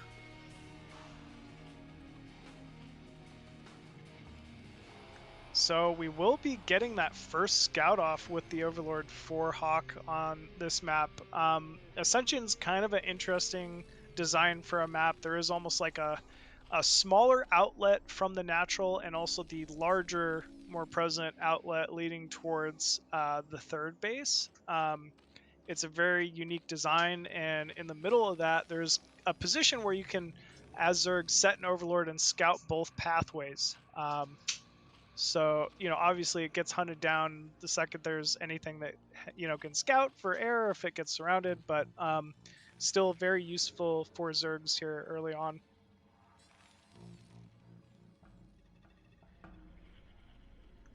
And we have the standard 12 hatch here, once again from Hawk. Meanwhile, Terror looks to be walling off the natural, kind of similar to what we're seeing Dandy do on Eclipse, just to prevent, any pressure early on from those Zerglings. But we see our first deviation. Boom, Terror putting down the gas inside the main. I love it. We're going to see, some type of early factory play here out of Terror, and I love it. Yeah, Terror really loves to do 1-1-1 and things like that. He's really good. He has really a very particular style, so I'm really looking forward to see what he can do. Yeah, same here. I mean, this could even be 2-port Wraith, honestly, at this point, maybe. But, either way, Terror's, he's a menace, man. He's got a lot of different scary openers, and he knows how to kill people with them. So, I'm kind of interested to see what he will be coming up with this game.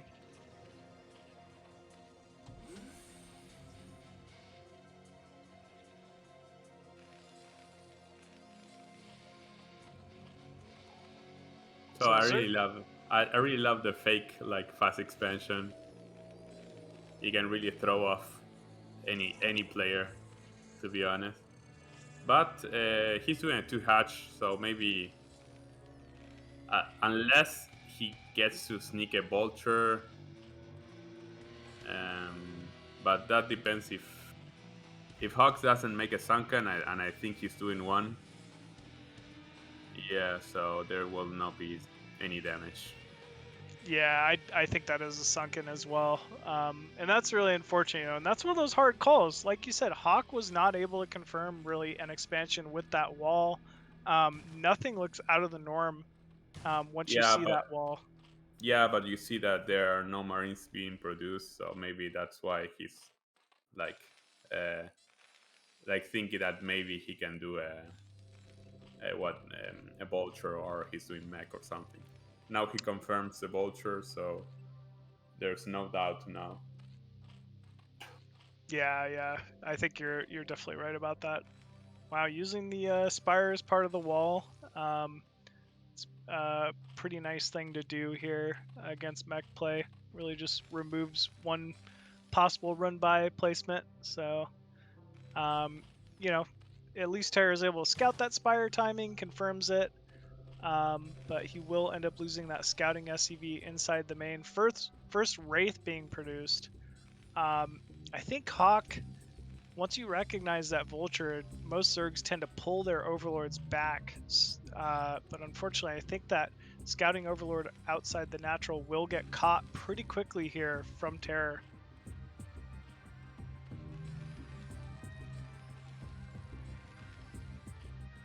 Yeah, this will be 1-1-1 with a wall, which is kind of nice. I feel like it's the rarest opening you really get to see from Terrans, but at the same time, it's very scary. Vulnerabilities would be to really any kind of like early mid-game like hyper pressure from Zerg, 3-hatch Hydra, Massling if there's no wall. But you know, even like the first clump of mutas can sometimes end the game. But the longer it goes, the more robust it gets, and the quicker your tech is, so you're starting to get trades from your vessels earlier, so it can kind of snowball if you're really good at it. But it's definitely a difficult thing to execute. Yeah, you need turrets as well, so... Yeah, you definitely need a lot of turrets with this build. It's really just survive, survive, survive, and I have the fastest radiate you've ever seen, so you can die now. Here we go. Hawk's Muta's cruising across the map, looking for blood. See if they find some here. No turrets in the natural yet. Yeah, he's got one, but yeah. Oh, this one needs to finish. Oh, that's great. Kill the SCV making the turret, man.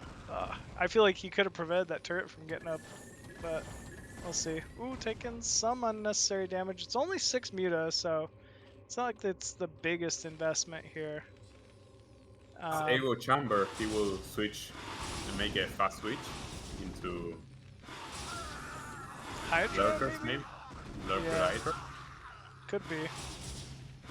Ooh, good little opening here Hawk found, actually. No turret to the bottom of the main command center, and he's going to get some free SCVs for his troubles here. A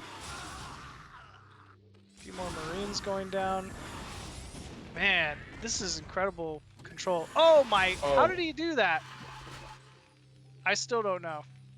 I still don't know how they do it, but man, he just pulled that thing out immediately. Very well played there. Fast hive. Oh, with no third though, too. This is odd. Usually against 1-1-1, you see Zergs going for, I think, a quicker third than we're seeing here. But either way, this, I don't know, maybe could get. We'll just have to see. I'm just gonna sit back. I'm a spectator this game. Hawk, show me what you do.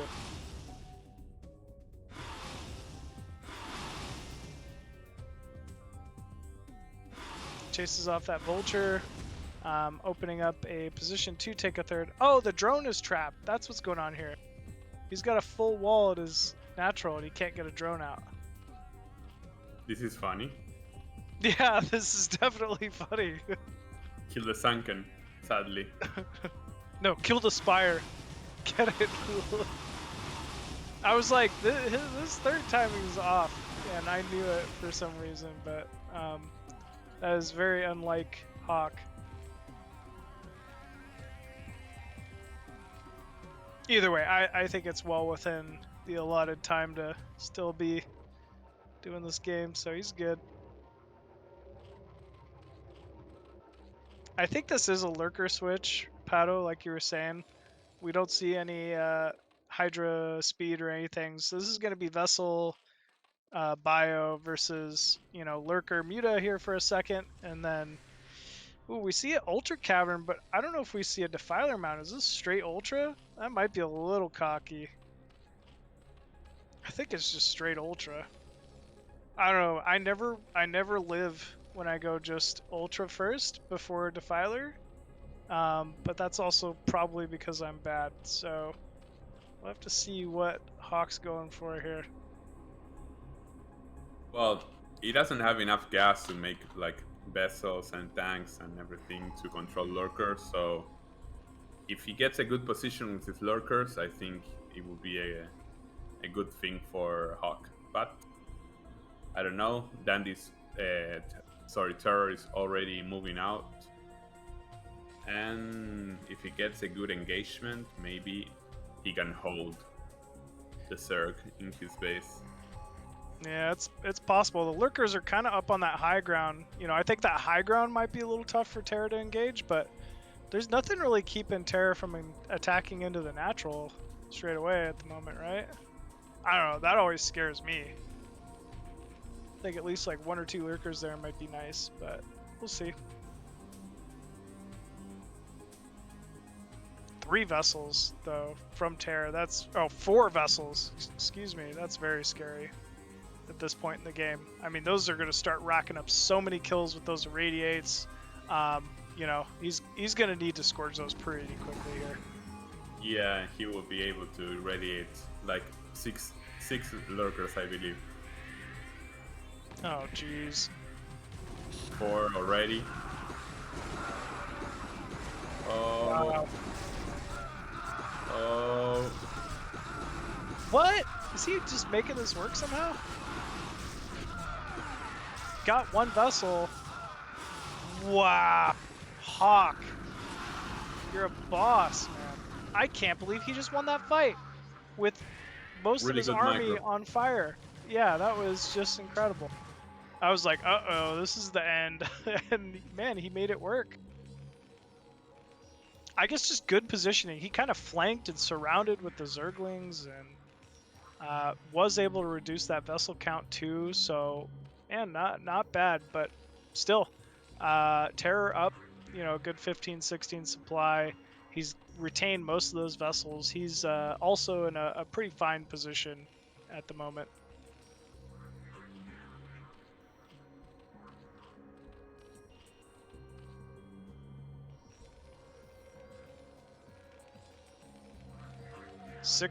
A 6 barracks on the way here, it looks like, from Terror. Still pumping out mass vessels. A little concerned just given the positions that Hawk might be vulnerable to a drop, but there might be some Scourge in the main to defend something like that. Link counter kind of poking around. Do get a couple Marines, but yeah, they're not going to be able to do much here. Gets away with 1 Ling.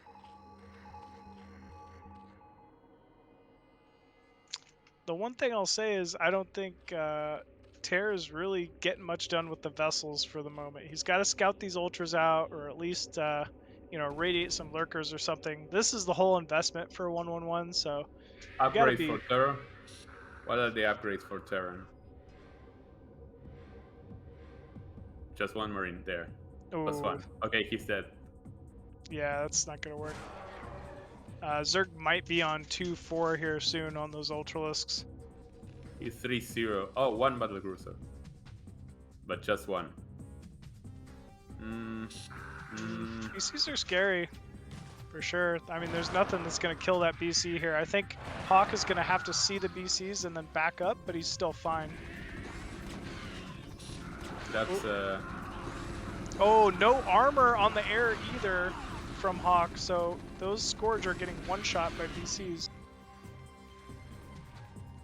Hawk's really gonna have to worry about this air at this point. There is no 3rd yet from Terra. It seems like he's putting himself in a position to really need to get some damage done.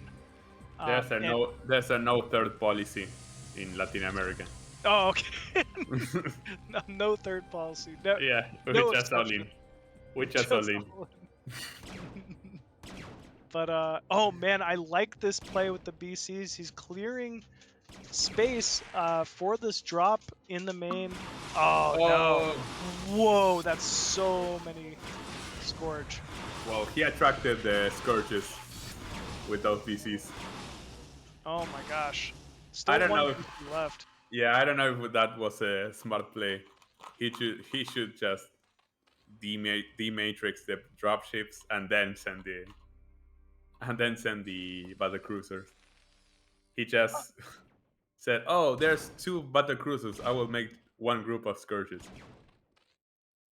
I don't know. I was actually thinking Hawk maybe should have picked off the vessels there a little bit, and just used the ultras to kill the drop in the main. But who knows? Either way, I don't know. I think Hawk's kind of stabilizing on 4 gas, and that's really what you're looking for as Zerg. So this is This could be a little tough here for Terror.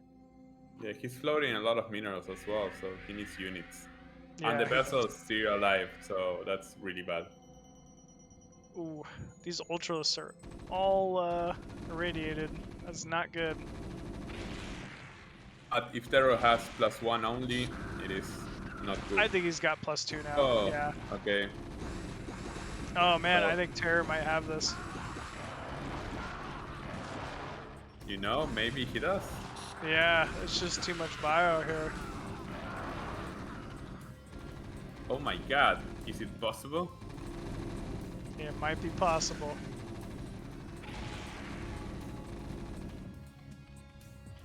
Yeah, I don't know.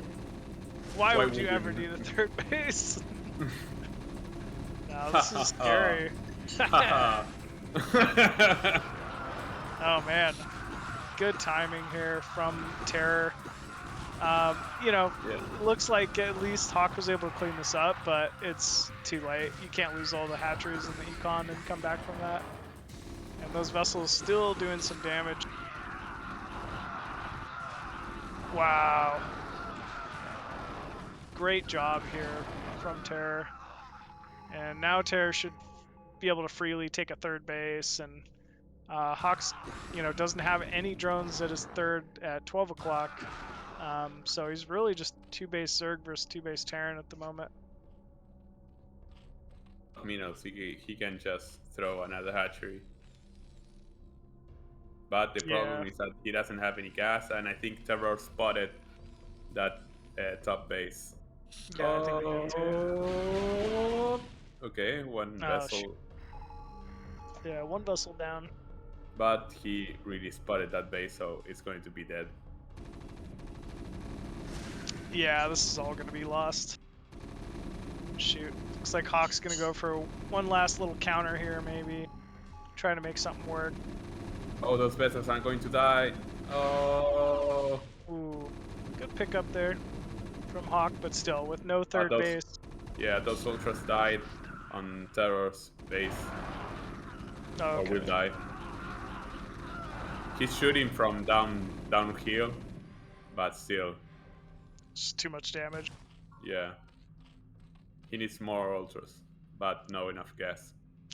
I don't think he has a second Evo either, so he's just been in pure armor upgrades for this game.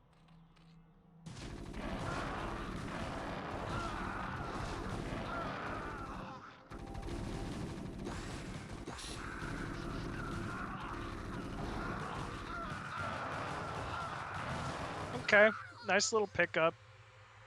I mean, Hawk's trying to be competitive with this, but not an easy thing to do. Oh, and there we go. Terror has a third base here. Well, technically, there's a second base because maybe he's run out of minerals. Yeah, yeah. Well, yeah, you're right. Third base he's taken though, but yeah. Oh man. I think once he kind of stabilizes with this third and his SCV count, it's going to be very, very difficult for Hawk here to get much done. Look at battle cruiser slowly moving through the map. Oh. Yeah, Hawk's kind of been forced to do this with pure Scourge only, where normally, you know, you'd have Defiler, you'd be plaguing this bio, you'd be plaguing the BCs, plaguing the vessels, but when Zerg kind of puts himself in a position to just have to kill everything with purely Ultraling Scourge, it's just difficult to do that efficiently, I think.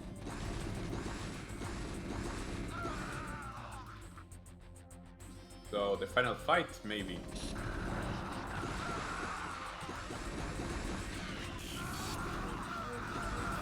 Good D-Matrix, I like it.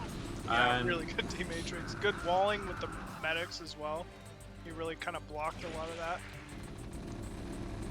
I think Terror might have this here. Yeah, counter attack going to Terror third, but I think this is. Oh, please, Pause, what? Please. Pause. Oh my god, this is awkward. Maybe he's like calling his mom. Yeah. Let her know he's gonna win the first game. Mom, do you see that Zerg that slammed Dandy? Well, I pity him up. Peruvian pride. Mijito, mijito. You are my pride. Mojito? Mijito, What? like my little son. Oh, mijito. Mijito. My little boy, like. Somewhere Tara's mom just has like a single tear rolling out of her eye. I know you could do it, Rodrigo. I know you could do it.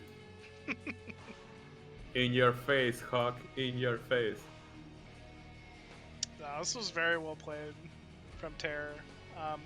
He slowly muscled himself into a position to where, you know, he could get this kind of advantage. I think Hawk played it well too. He definitely had a few points where, you know, he was on track and he was doing what he needed to do to get it done. You know, just a couple little mistakes that everybody makes here and there.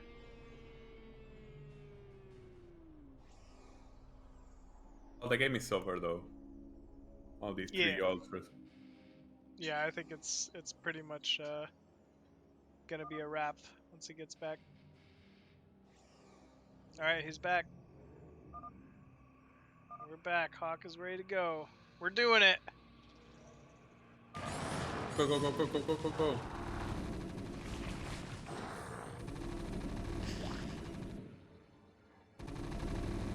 Alright, no more mining from Terror. That's all he's gonna get. Their attack. Oh. Yeah, big counter. That's so many vessels though. I'm sure he's producing battle cruisers out of his main. And that's a wall. I don't know how you break that.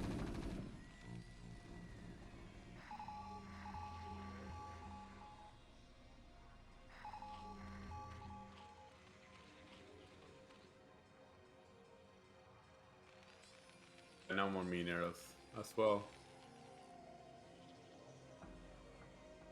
Yeah. 5-1. Whoa. Yeah, no more out of Hawk. Oh, he's 5-1 on upgrades. Whoa. I mean, maybe that's why he's staying in this, is just purely on upgrades, but either way, that's still just so much bio. Really and good. the vessels. Yeah, really good medic position. Yeah, the medic walling has been great from Terra this game. GG is called, and there we go. Peru on the board. Terror taking game 1 against Hawk here in USA versus Peru special. Especial. And Terror looking pretty strong, as he normally does. I like the 1-1-1 opener. I don't think Hawk was really expecting that probably for game 1, and who does against 1-1-1? But that's why Terror kind of just showcasing what he can bring to the table, you know? I was mentioning, when I think of Terror, I think of his 8 racks openers, but he can play more than one style, and he proved it here.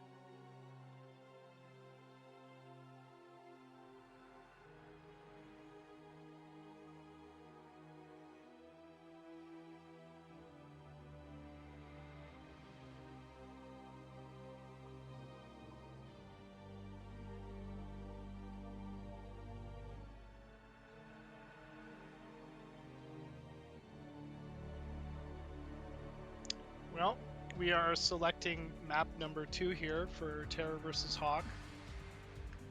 This is kind of been, you know, pretty interesting. Hawk playing a little bit of a more standard style there, opening against Terror, whereas against Dandy, both games we saw a lot of mid-early game pressure out of Hawk. So Hawk as well, kind of showing, you know, showcasing what he can do and how many different openers, and you know how he's able to vary his play between games. So this has been a pretty interesting one so far.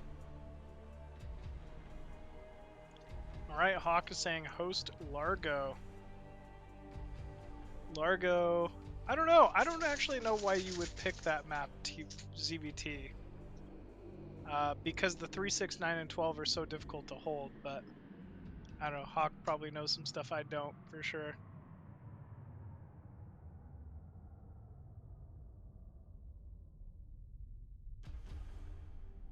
Largo being another 4-player map, pretty standard. High ground main, low ground natural, high ground middle. Really kind of known, I think, for ZVP as being a pretty strong Zerg map. And here we go, kicking off game 2 of Hawk versus Terror. Spawning at the top left from America, spawning that red for that red, white, and blue flag. We have Hawk. And at the bottom left, once again, hailing as that magenta Terran from Peru, currently up 1-0 in the series. Will he make it 2-0? It is Terror. Entonces arriba a la izquierda tenemos al ser rojo de Norteamérica, tenemos a el amigo Hawk. Mientras que abajo a la izquierda de color rosado tenemos a nuestro amigo Rodrigo Terror Campos.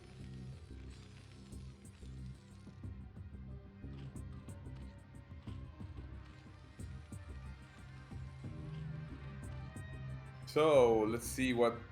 Oh, 8 racks. We don't have to see that much. Double 8 racks. Haha. Haha! Yeah, the special. What have I been saying, man? Terror is known for this. Well, not this build in particular. I was thinking as single 8 racks into a factory, but this'll do. It's, He wants to win fast. His picks are freezing. His pizza is freezing! Oh my god, that's too funny. And probably true.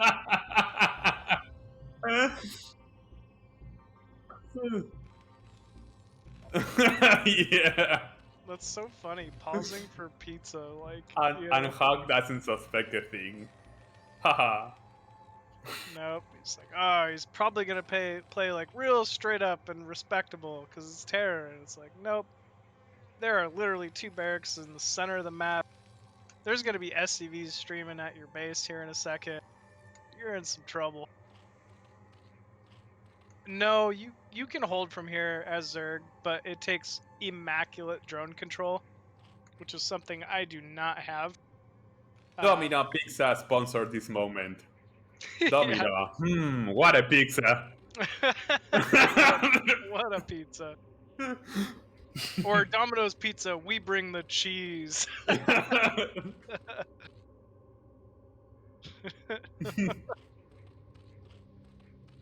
Yeah, as soon as I see Hawk mining this gas here, you don't want to be doing that against this type of play. He's just in trouble. And Terra's not moving because he wants to save up as many Marines as he can before Zerg really gets an idea of what's going on. Yeah, he's screwed here. Oh my gosh, Lair started. Yeah, he's in some serious trouble. I mean, this is just one of those things, you gotta scout it. I don't know how you're supposed to scout it. Like, you just gotta scout it somehow. I mean, I've seen Zergs give up their natural with this and win with 1-hatch muta, but it's that's insane. Like, nobody does that.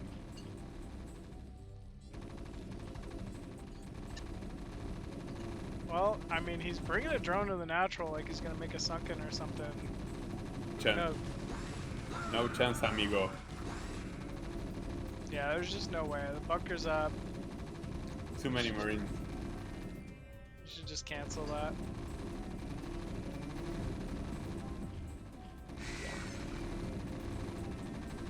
I mean, yeah, he should just go 1-hatch muta from here or something. I mean, he won't even survive, but... No. You have to pull all the drones. Yeah.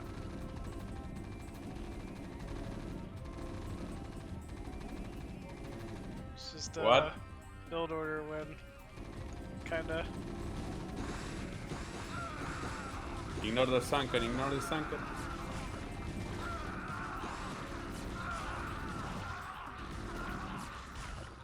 Why put a bunker there? I have no idea. Just ignore the sunken. Go back go back on his minerals and ECG. Why do you have to fight there? He's really hungry. He's really hungry. He just wants this game to end. He's like a caveman, like slamming his cup. Just die already. Hawk needs to like pull a couple drones off gas and try to go one hatch muta from here or something.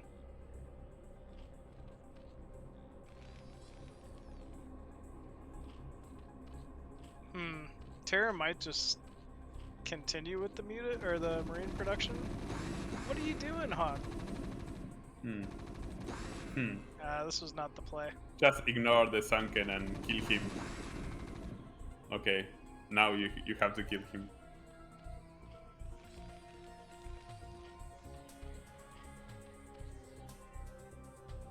I mean, there's a prayer here for Hawk. If everything somehow goes his way, he might be able to recover from this, but that's a big if.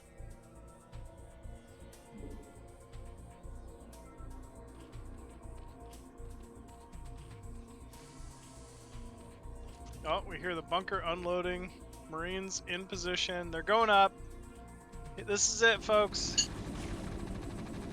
This is what you all came here to see. It's the Ignore the sunken. Ignore the sunken. Yeah, he could just walk towards the top of the map, I think.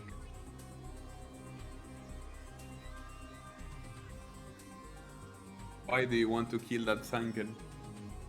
I don't know. I don't know. I mean, or he could just go in and kill it right now. Like, he has enough Marines, right? Yeah, he's waiting to... He wants a bigger challenge. Well, what's the second... Hawk needs to pull his drones back. Like... Okay, there they are. He's waiting for that hero muta.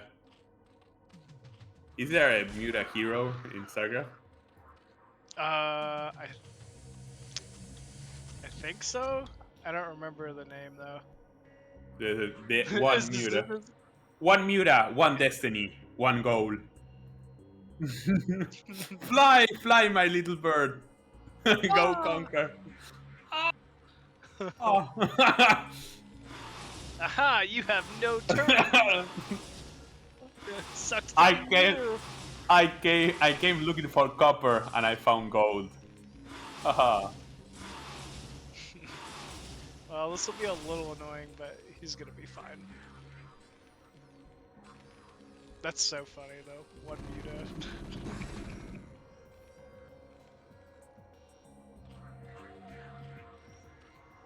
If he gets that muta control or muta count high enough to start one-shotting Marines, like it's like, you know, muta hero. Yeah, it's basically a muta micro map at this point. Now it's a muta trail.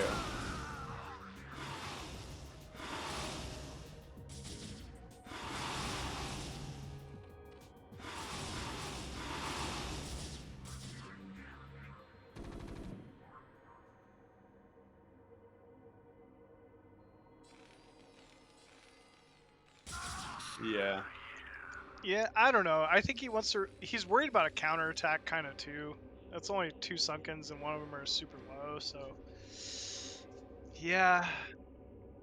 He does have flying stuff. It was true. I hadn't thought of that actually. He doesn't have range, so he cannot fight the mutas, sadly. Oh, maybe that's why Hawk's attacking now. He's just kind of trying to get the best out of those mutas as he can until range is up. 8 mutas. He can win this battle.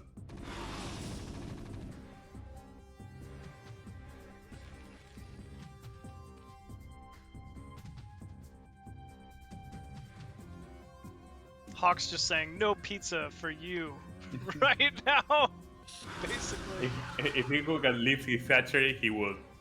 Just in complaining. Oof. One muta does fall. Seems like Terra's slowly winning the battle here.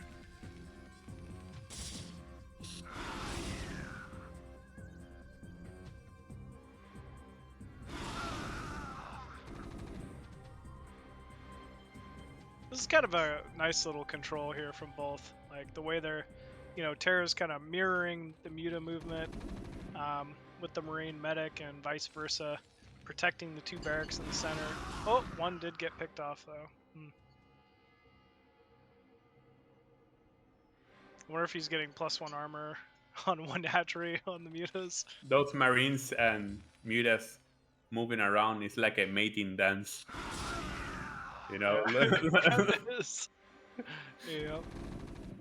It's like Discovery Channel, so in order yeah.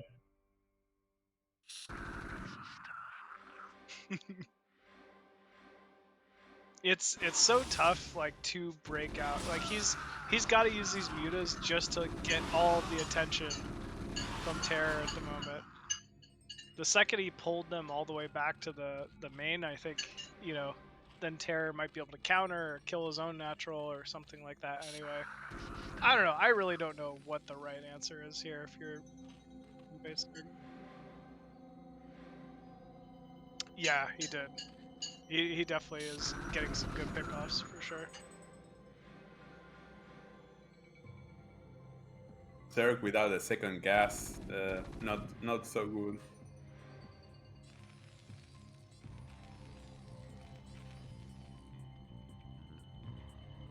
Yeah, every second this game goes on, Terra is getting further ahead because of that.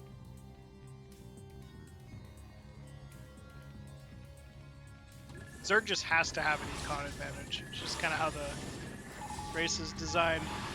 We are seeing that counter to the main, though. This is funny. No enough turrets. Are you kidding me? If he has like 5 Sunkens in the main, he might actually win. That would be hilarious. He's got 4. Almost that's what I want. I mean, that's still kind of scary. He should just pull all his drones here. Wall. Yeah, maybe with the mutas, if he brings the mutas all the way back. And he is bringing them all the way back. Yeah, but he would hold. Yeah, I think he might hold here. That would be insane if he did. Oh, he's gonna need the mutas though. Oh. It's close either way. Oh.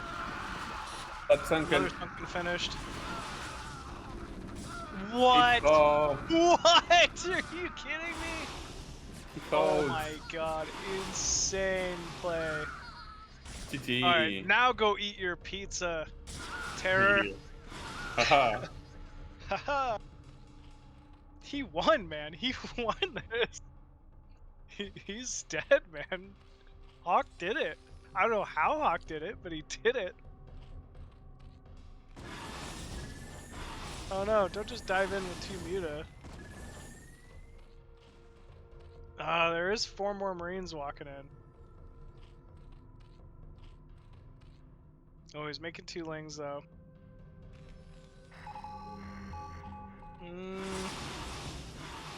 Come on, Hawk, don't get crazy here. Oh, he's got 4 lings, he'll be fine.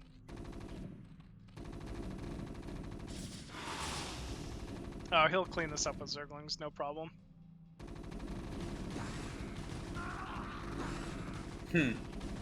Maybe a problem? No, it was close. Yeah.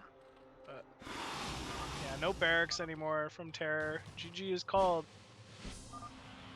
And Hawk taking game number 2. Wow, what a ridiculous game. What an awesome comeback from Hawk. I feel like I was saying at the start of it, oh, well, Zergs can come back from here, but you have to go one base muta, and nobody ever does it, so it's not even worth mentioning, but man, he did it. That was really, really cool. Well played there from Hawk.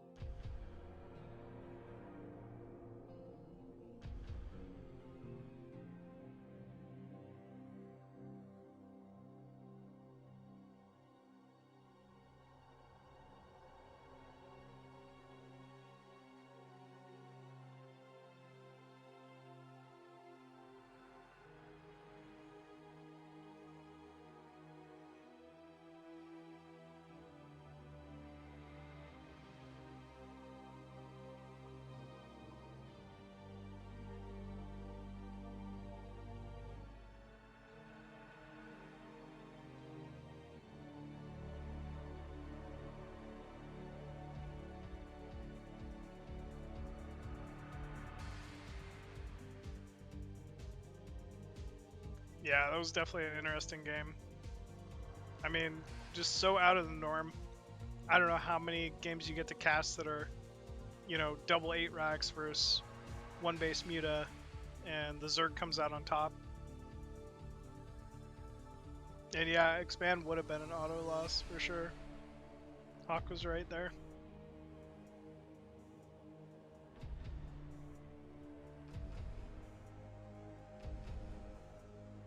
All right, here we go. Game 3, Terror versus Hawk. We will be having it on Good Night. I believe this was game 1 of the previous series with Dandy versus Hawk. So we've kind of got to see a little bit of what Hawk can do on this map, but Terror is another beast. You know, I'm interested to see if he'll maybe bust out his 8 racks, single 8 racks instead of the double 8 racks this time, because I think most Zergs have a really hard time with his in particular.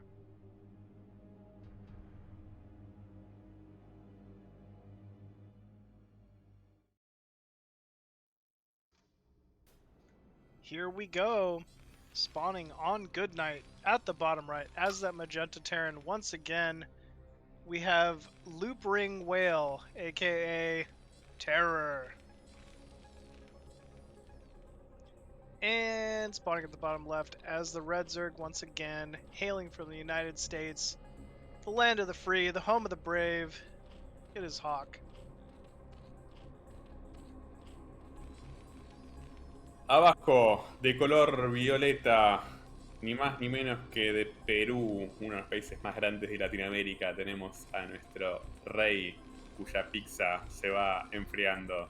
Tenemos a nuestro queridísimo Rodrigo Terror U Campos.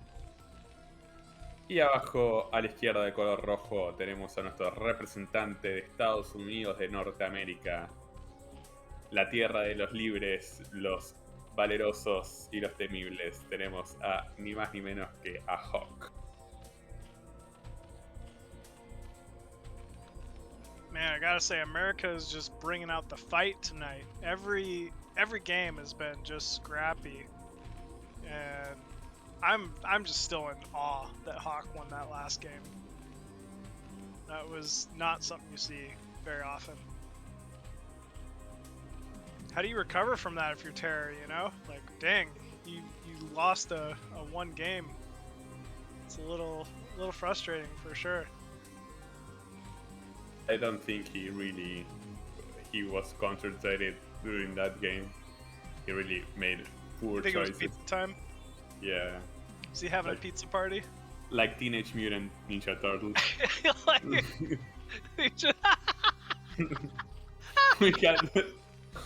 Yeah, like Terror, like cowabunga, dude.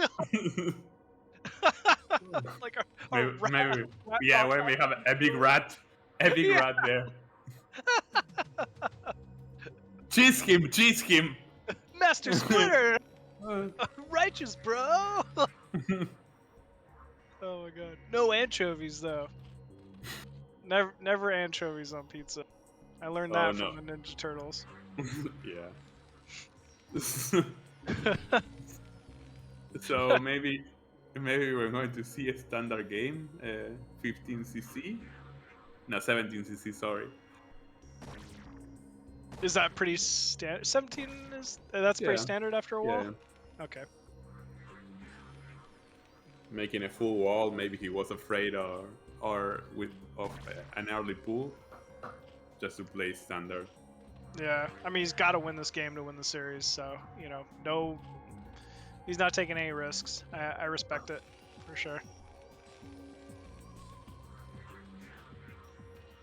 So Hawk, you know, does, fortunately for him, get that quick scout off with the first Overlord. We'll see the full wall off. We'll see the natural. Knows it's not going to be some kind of early vulture this game.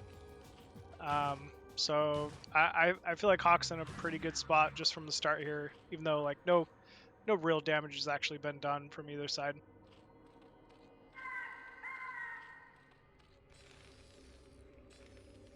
So that's a fast eBay, so we got the +1 strategy.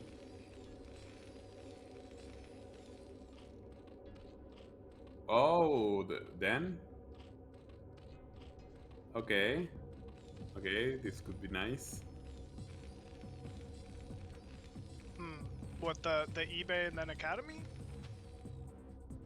Well, this is going to be difficult. Terror needs to have his post scan at the 5-minute mark. And even though he scans, he has to put bunkers right away, so... And this is something I was saying, Hawk does this stuff. No other Zerg that makes it to this level that I know of really mixes in a ton of like 2-hatch lurker play. But man, I've seen Hawk do it a few times now against some like players like Gypsy and like some really impressive Terrans, and he makes it work time and time again versus this wall-off style specifically. And so I don't think this is something that Terror is maybe expecting or ready for. But we'll have to see. He does get both scanners, so he's not skimping out on the scanners there. But we see Hydra and Ling rallying across the map already. Almost no drones at that natural, just mining from gas is Hawk. So he's got this completely built out. Boom! Scan goes down, sees no drones, sees the Hydra. He's got to get bunkers up now. ASAP. We see something going down. Yeah, that is a bunker. Second bunker as well. He will lose 2 supplies. He'll lose 2 supplies, but you can stabilize from here. Look how all in Hawk is. This is like full committal. So he needs these 2 bunkers just to survive. He needs 3. You think he needs 3? Yep. I don't know, 2 bunkers is pretty strong. You can hold, but if you want to be sure, you need 3. That's a magic number. Got it. Okay. More if you have only 2 racks. Okay, there's the third. You were right. Third bunker is down as well. So Hawk, I don't think this is going to do what he's hoping. I think he's got to start droning now. I mean, he sees it with the Overlord, so it's not like he, doesn't know that Terra's ready. He knows Terra's ready. Yeah, I don't know. It's all going to come down to this. Well, we're going to need some range and some scans, though, for sure, to save those bunkers. There we go. Back up. Oh, you can't lose the lurkers. What? Oh, he's going for it. He's just... not gonna work. Nope. Yeah, lost the Lings. At least he kept most of the lurkers alive. Wow, he's just continuing with it. He's just all in. Yeah, he wants to kill right now. We see a factory, and I think that's probably siege starting. So Hawk's window is closing, and there's not much of a window here. I think he's gonna be in trouble this game.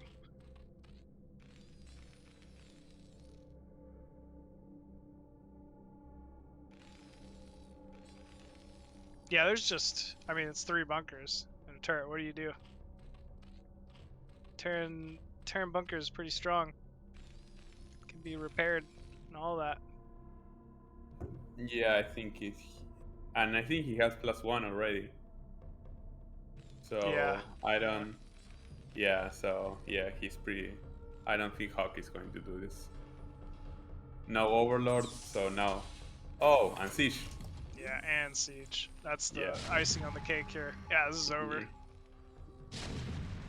Yeah, he sees it coming now too. Shoot. Perfect defense. Perfect defense. Initiated. Yeah. Initiated. Godlike. Unstoppable. Oh man. Looks like Terra's even pushing out? No. No. Yeah, it's over. It doesn't matter. Oh man, he got a lot of my bio there. 4 bunkers. He even put like 1 extra bunker just in case. Yeah, this is over. There's just no recovery. I mean, you can't drone from here. Yeah, GG is called. Terror taking series number 3 against Hawk. Pretty close series there, but you know, Terror showing everybody what he can do. That was a fun series for sure.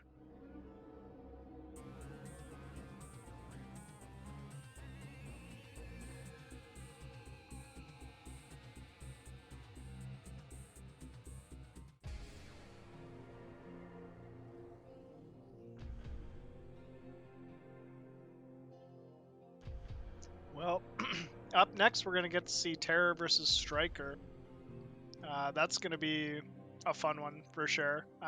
Stryker has a little bit of a different style than Hawk, and I think is someone who, you know, I think he's more prone to pull the game out a little longer. So it'll be interesting to see how Terror chooses to deal with that. At the same time, I know he's I don't know if he would fare nearly as well against something like a double 8 racks or an 8 racks opener than Hawk would. So it's hard for me to really say how this game is going to go until we actually get to see what goes on. But either way, this is going to be a fun one to watch. Just want to thank you all for tuning in to this epic series, Peru versus USA, Dandy and Terror versus Stryker and Hawk, Terran versus Zerg Especial. This has been a fun night so far, and yeah, thanks for joining in and tuning in. Gracias a todos. Vamos a tener nuestro próximo match que va a ser Terror contra Stryker al mejor de 3. Y luego de esa partida vamos a tener finalizar la noche con un 2 contra 2 entre el team peruano y el team de Norteamérica. Recuerden que las primeras 2 series la ganaron Stryker y Hawk contra Dandy respectivamente. Y esta tercera serie la ganó Terror contra Hawk 2-1. Así que vamos por la cuarta serie. 2-1 va ganando Estados Unidos. A ver si Terror puede sacarle la serie a Stryker y empatar las cosas 2-2.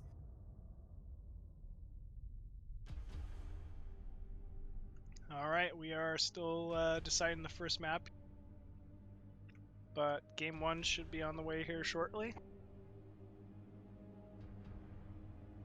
Yeah, Terror's having that Ninja Turtles pizza party at the moment, so he'll be right back. Let the guy eat.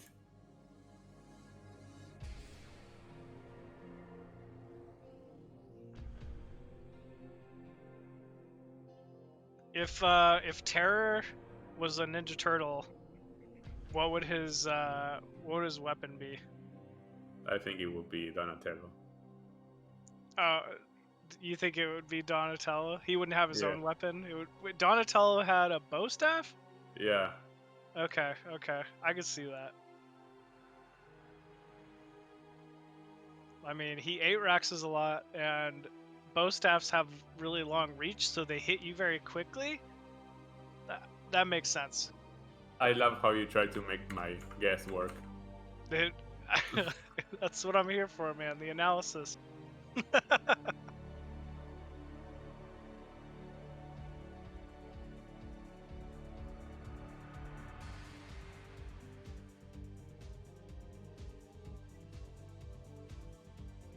Let's see.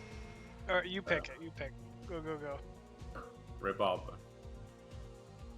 Works for me. I was gonna pick that anyway. Haha, you fell into my trap. ¿Qué sería un ga? Sí, Jesulión o como sea tu nickname, ¿qué significa un ga?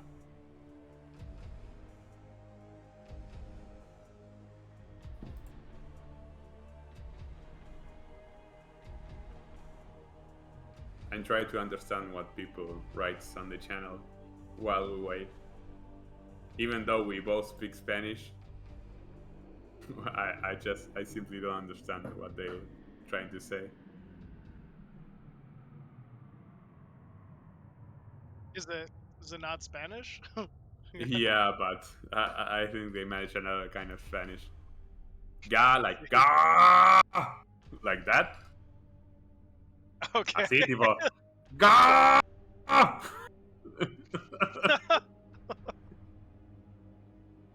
Those are some angry chatters. Yeah, Yeah, right. they ask for strange things.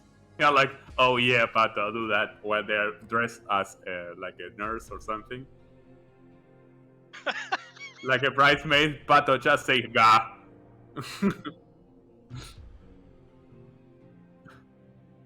Yeah, it's just strange. But well, I want to make our Latin American people happy. Seems like you're doing a good job. You're making them pretty happy. Yeah. Yeah, I record that. Maybe we should get a Pato webcam in these casts or something. I'm sure the viewership would go through the roof.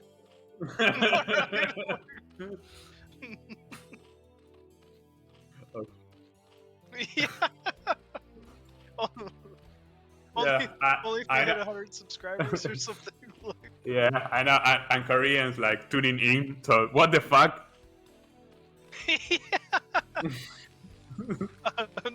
I mean, unless they'd like it too, you know. Yeah. We don't know. We got to try it out. Yeah. So Alrighty, please, here we go. Go machine, go please. Game 1, top right, from the USA, spawning as that blue Zerg, it is Stryker. And at the bottom right, as the magenta Terran on Revolver, we have Terror. Y entonces, arriba a la derecha de color azul tenemos a nuestro Zerg norteamericano / coreano, tenemos a Stryker 17, mientras que en la esquina inferior derecha de color magenta tenemos a nuestra esperanza peruano, a nuestro queridísimo Terror. So we will have a spawn close position vertically on this map. So, you know, the route between each of these players' expos is fairly short. It means like, you know, things like stim timings, ling pressure, hydra timings, you know, 2-hatch lurker, they all hit a little quicker than you'd expect. But I still kind of like the positions for Zerg here because that top left base is so far away. And there's actually a really interesting style that we see Zergs have taken up on this map where they take a third base very quickly at the natural. For Stryker here, it would be top left. And we see them go straight into Ultra. So I'm a little interested to see if that's maybe something Stryker will look to adopt here.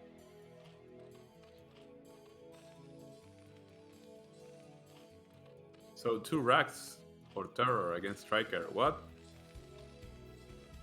That is really... It's really odd. I'm telling you, I think he's anticipating that quick third base from Stryker, which is really popular here. But we'll have to see. Yeah, this is still very, very odd, and Stryker has not scouted it. So he could be in a little bit of trouble here, but we'll have to see. This is not a good map for a timing push like that. So he spotted a Marine. He already sees that there's no CC and no SCV. So I think if he puts a Sunken, it will be, I don't want to say over, but it will be very difficult for the Terran to be able to do some damage. It's because there's that high ground leading to the natural on this map, as well as the eggs. Like, it just makes attacks so difficult to utilize. You know, like you're saying, 1 or 2 Sunkens here is more than it feels like any other map would really have. So it will be quite difficult for Terror to really put on the pressure here.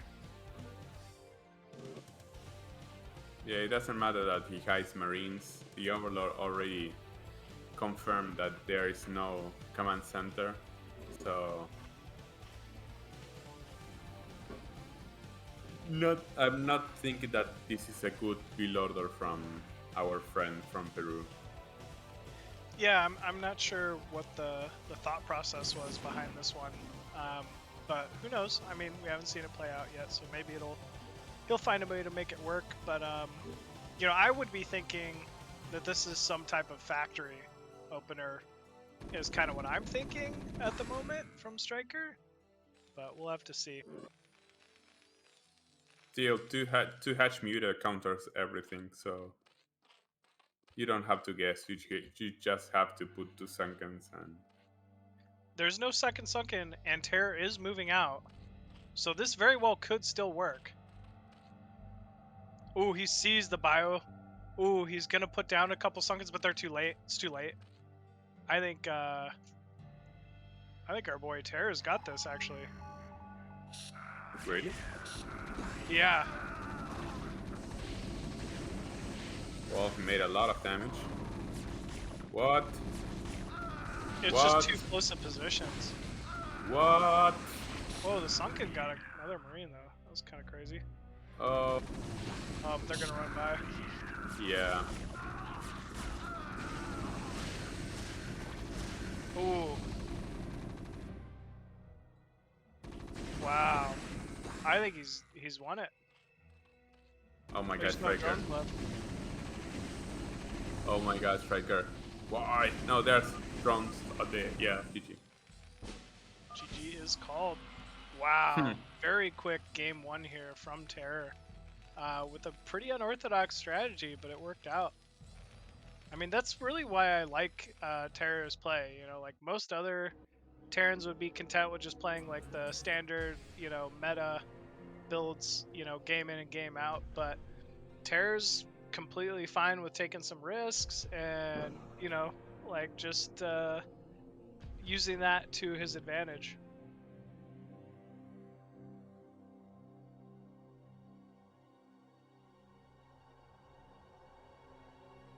Oh, next map is Stryker's choice.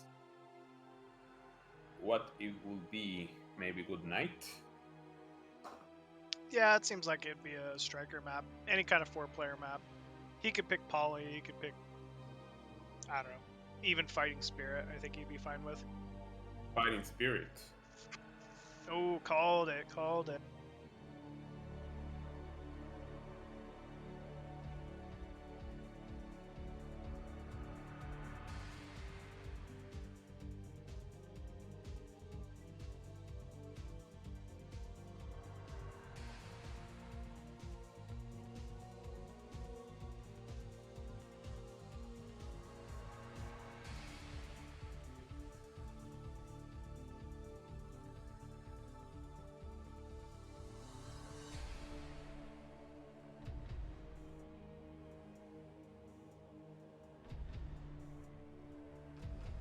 Fighting Spirit, CVT. Here we go. Game 2. Stryker Terror.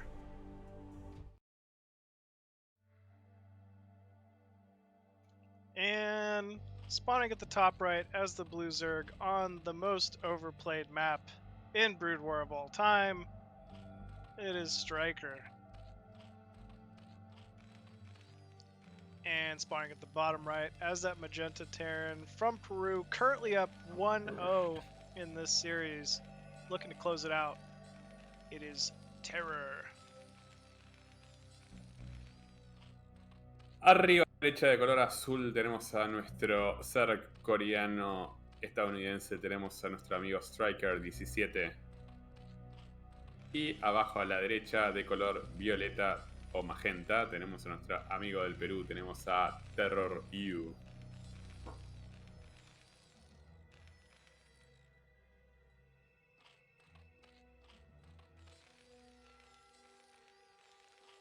What's the U for at the end of Terror U? Maybe Terror was already taken, so he added something. Yeah, okay. Because it means nothing in Spanish. And Got it. I think you is like you in English. Got it, So. okay. Maybe it's because he's gonna terrorize You? I like it. I like it. I'm terrified. I'll tell you that.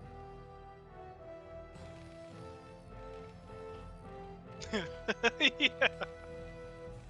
It is a crime. He's really making Stryker punished, or punishing Stryker for that cold pizza.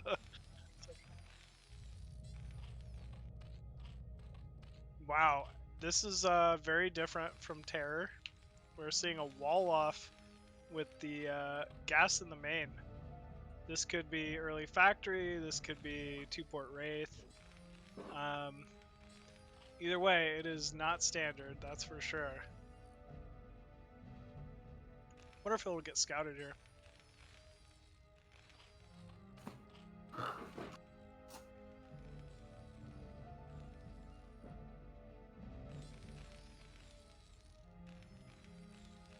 A fast factory, I think maybe what Terra has a build order where he does like a really fast vessel and goes like +2 all in from one base.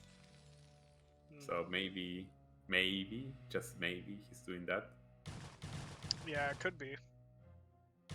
Ooh, don't let the SCV in. Wow, that was a very quick SCV pick off.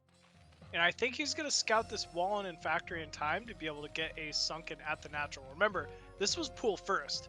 This is not the standard 12 hatch out of Stryker. So Stryker kind of showing his ability to adjust here as well.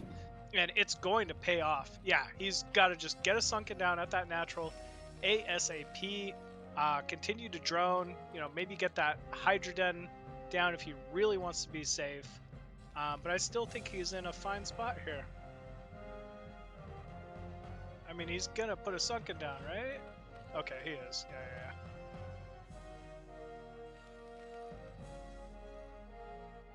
Come on. There we go. So sunken is down. I think it I don't know, is that in time? I don't know if that's in time. Yeah, he's got to pull the drones and wall his natural ramp. A little unfortunate. Oh, come on, don't get greedy with it. Don't get greedy. Oh, good walling, though, with the drones. Does sacrifice a couple lings for it, but wow. Impressive control there out of Stryker. And now scouting into that main, seeing no more Marines in production. And yes, this is 2-port Wraith, actually, out of Terror. Yeah, so this is a strat that Dandy is more likely to pull off because he's very well known for his right micro, but maybe Terror can surprise us. I already like his build against what Stryker's doing. Stryker does not have like the safety Hydra Den, and there's not going to be any Hydra. So these first couple of Wraiths are really going to be allowed to do so much damage. Yep, here we go. Stryker's going to be supply blocked from the start. I mean, it's going to be very difficult for him to get Wraiths and Scourge out in time to try to defend these Wraiths before they get quite a few drone kills.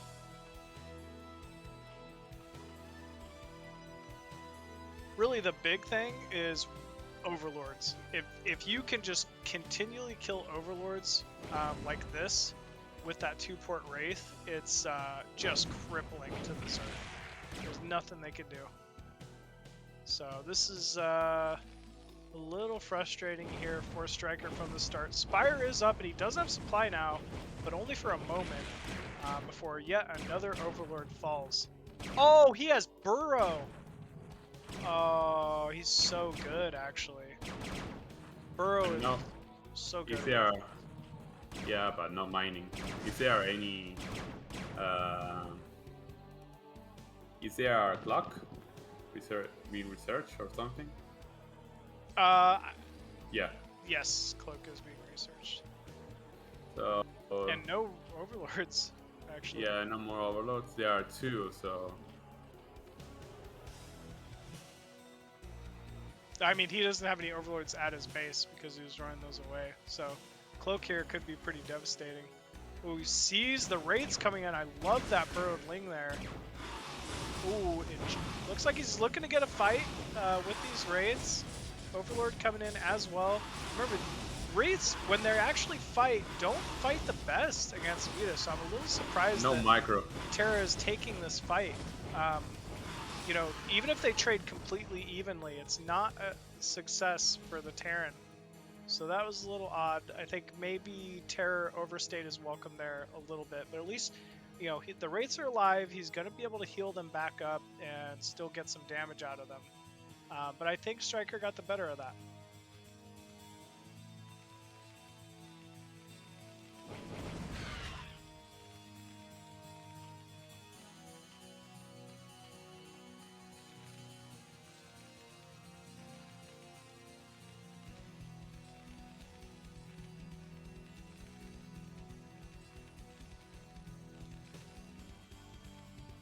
Looks like we have about 6 Wraiths so far. Here for Terror. Command Center on the way. Third base, though, on the way here for Stryker. Has those burrowed Zerglings in position to scout. Overlord's at the ready. And slowly building up that Muta count. I would expect to see +1 armor here from the Zerg for air. While he's waiting for that third, but we'll have to see.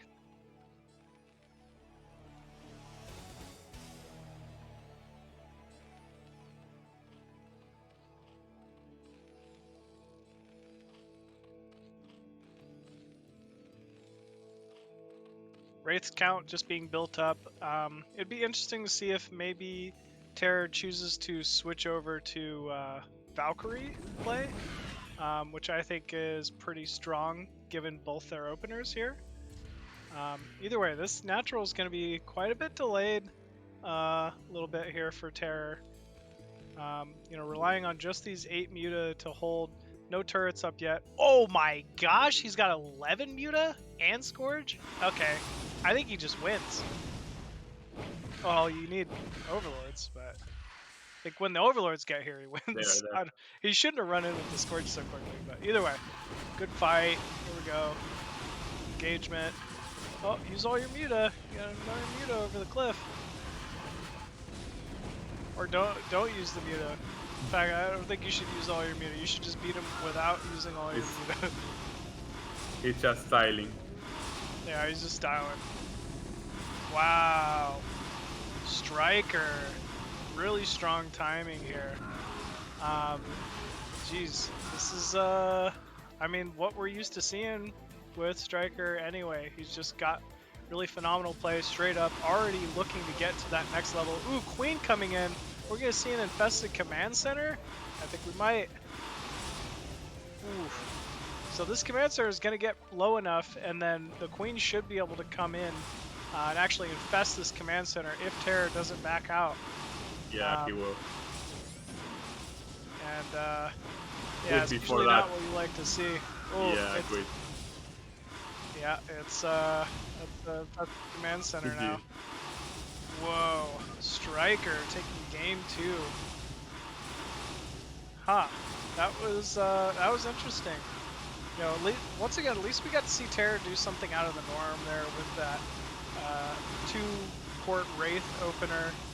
Definitely looked like he had the possibility to, you know, put some pretty good pressure on early, but Stryker just kind of made the most of it there. Defended pretty well, and then had a good counter timing of his own. Well played.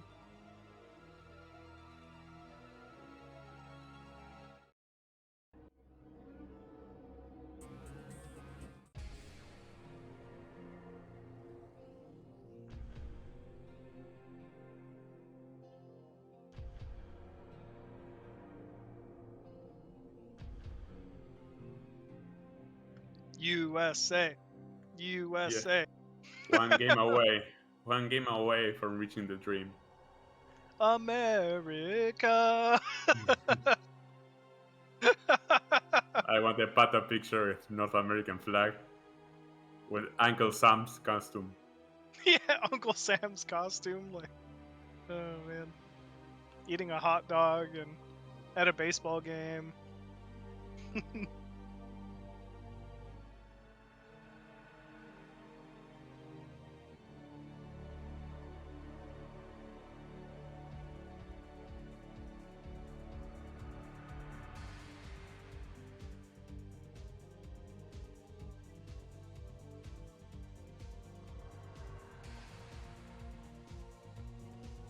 after this, we're going to get to see the 2v2 as well. That's going to be pretty fun.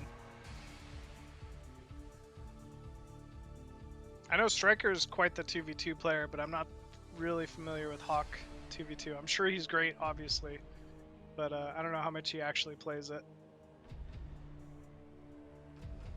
Here we go, Game 3, Stryker versus Terror, currently 1-1. This is it. It's all down to this. Good night. Here we go. And spawning at the top right of Good Night as that Magenta Terran once again. You already know who it is. Peruvian Terran, Terror. And hailing from the USA as that blue Zerg, always that blue Zerg, it is Stryker.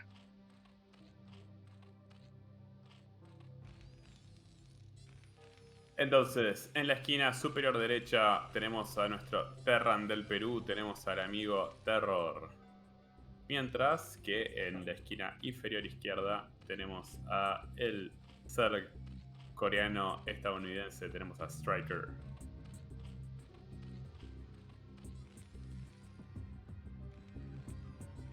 I wonder if we're going to see anything different from both these folks. Last game, Stryker went pool first, and it ended up kind of paying off for him. Looks like actually Terror just going to wall off the natural similar to the other game. So, not going to be any type of early 8 racks pressure out of him this game.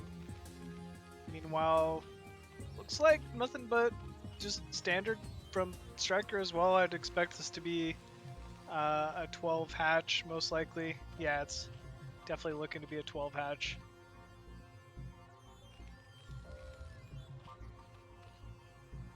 Just seems content while doing his typical standard opening.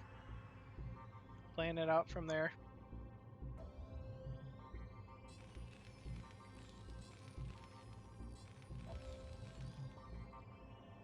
SCV Scout coming out here from Terror. Gonna start trying to get an idea of what's going on. Checking around the map, and same thing here from Stryker as well. Overlord at the bottom right kind of knows at least there's no wall bottom right. You know, there's a chance he's not there so far.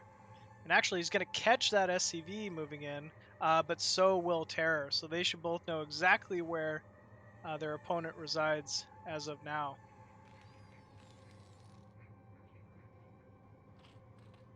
No gas inside the main here from Terror. It's making me think this is most likely some type of bio opener, probably just a standard, racks expand out of Terror.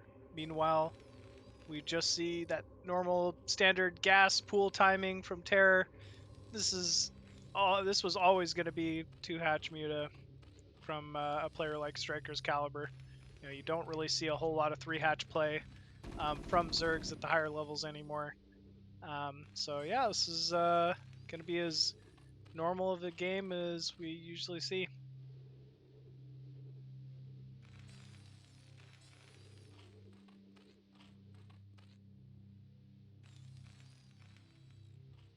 So cross position, maybe this will be better for our North American Zerg friend. You think so? Well, Terra has a lot of pathing to do to be able to try to snipe a base or make pressure, so this will be better for muta harassment. And I don't know if it will be so easy to attack the third. Yeah, very true. All the third bases are high ground on this map, which makes them... Is that the factory? Yes. Okay. I was not expecting that. I'll tell you that. Oh, we also have a third hatchery in the main here from Stryker. I don't know if that's been scouted from Terror yet, but... a little odd. Maybe he was expecting some type of bio pressure. Obviously, we all know it's not going to be the case. Wow. Do you think this is just full-blown mech? He will try to. If you are, you cannot make a mech timing, but if you want to make like a full upgrade mech Terran, you can make it work. But no, that eBay means that he will try to make 111. Yeah, because if not, he will make a second factory and then eBay. There's a second factory or a starport. No, second factory. Okay, that build order was a little bit odd, odd. Right? Yeah. I don't believe that that third hatchery was scouted. So at the moment, Terror thinks 100% that there's a third base somewhere on the map, when we know that's not the case. Well, I can tell you, if Stryker knew that this was mech, he would have gladly just taken a third base somewhere. He's thinking it's pressure, but we're not seeing that. Ooh, good drone block on the ramp there. And yeah, SCV does fall. First Muta are out. No turrets quite up yet at the natural, but I would assume they're going to go down here momentarily. Yes, we see some turrets in the main already. One near the factories. Ooh, Hydroden as well.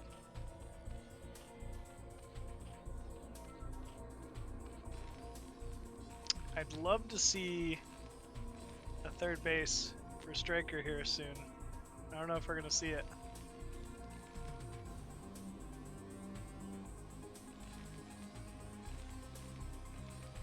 So I'm not really sure if he exactly knows that this is going to be mech. So I don't think he does. Yeah, what I'm sure is that Terra cannot push this. He needs to defend, and he needs to play upgrade Terran, because if not, he will die. Okay, with defense. Good surround on that turret. Yeah, these mutas are gonna have to run. Oh, he sees the Goliath, so now he's gotta know this is in fact mech. Now Zerg, usually when you know it's mech, you know a lot of players like to go queens, and the longer the game gets, queens are, I think the best unit against mech. But they're costly and they take a long time to get to it. So if you go quick queens, you are really vulnerable to a lot of like mid-game timings. But the longer the game goes, it's better for you. We're seeing slow Hydra move across the map, which makes me think that actually Stryker didn't read this in time and that this is some type of a lurker timing.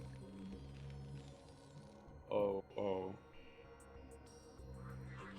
And I don't think that lurkers are going to do the best here, but who knows? Maybe if he's able to pick off the right turrets and there's just no vision, this can work. But yeah, this is a lurker timing. And no third up. This is just all in. All in. Yeah, and it might work, because if he doesn't have a tank, he will not have enough marines, only just one. He wants to make like a fast marine Goliath push, but he's not expecting an all-in, so only one bunker. I don't know if he will be able to defend, to be honest. We have to wait and see. If those turrets go down at the natural, I know he won't hold for sure. He's got to get those turrets though. Oh, he's got scan, never mind.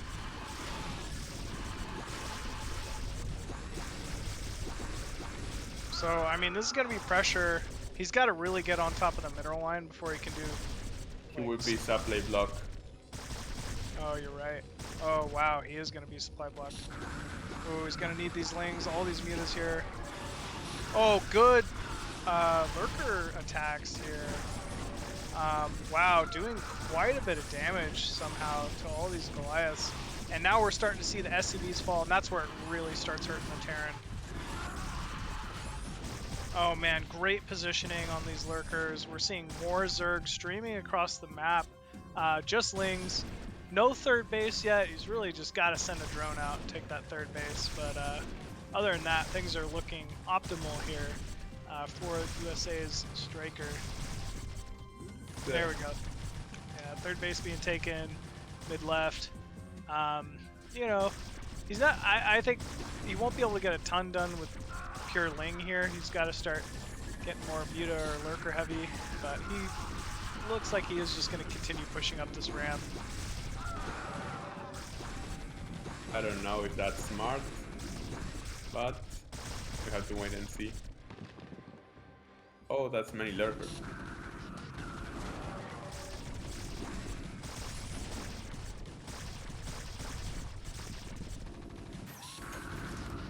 Oh, siege mode. Oh, that shot on the link. Oh, no, no, no, no, no, no, no, no, no, no. Lurkers behind the minerals. I think this might be it. Stryker has done it. No more scans. No more SCVs. Just 2 tanks. And the dream from Latin America is going down. GG. Stryker takes the 4th series in the night. And there's no more hope.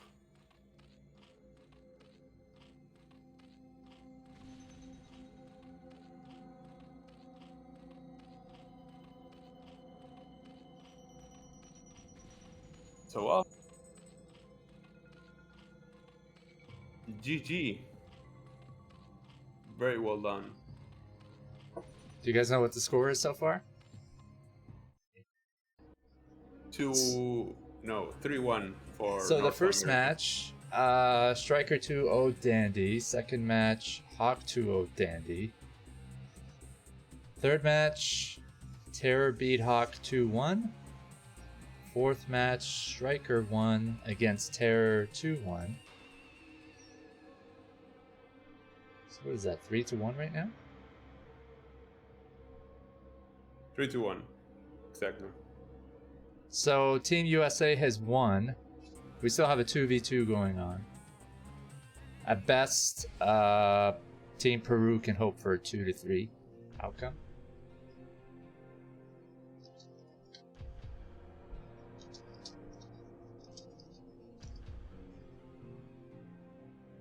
And yeah, let's really quickly talk about shield battery, Pato. Okay. Entonces, let me grab my notes. Entonces, amiguillos, vamos a hablar un poco de Shield Battery. Para los que no saben, hay una nueva liga 2 vs 2 con premios en efectivo. Por ahora, $1000 en efectivo, pueden ser más dependiendo de las donaciones. Para los que se quieran inscribir, tienen que ir al canal de Shield Battery, ahí en Discord, cualquier cosa nos los pueden pedir, o mismo en el canal de Team Think Quick, lo pueden acceder, pueden preguntar. Para anotarse en dicha liga va a haber un canal que diga 2v2 Tourney Sign Up, ahí van a poner su nickname, ¿no? Y ya automáticamente van a estar anotados para poder participar. Lo único que tienen que hacer es entrar a la página de Shield Battery y poder descargar la aplicación para poder jugar. Esta aplicación aparte les hace jugar con menos lag, lo cual es bastante copada y tiene un montón de trabajo encima, por lo cual les recomiendo que lo chequen, que le den un poquito de amor y que prueben, más si les gusta el universo de 2 contra 2. Esta es la oportunidad perfecta para saciar sus deseos más oscuros. Así que bueno, cualquier cosa, estén atentos, chequen el Discord de Team Think Quick, chequen el Discord de Shield Battery y los esperamos por supuesto ahí para ver más torneos de 2 contra 2.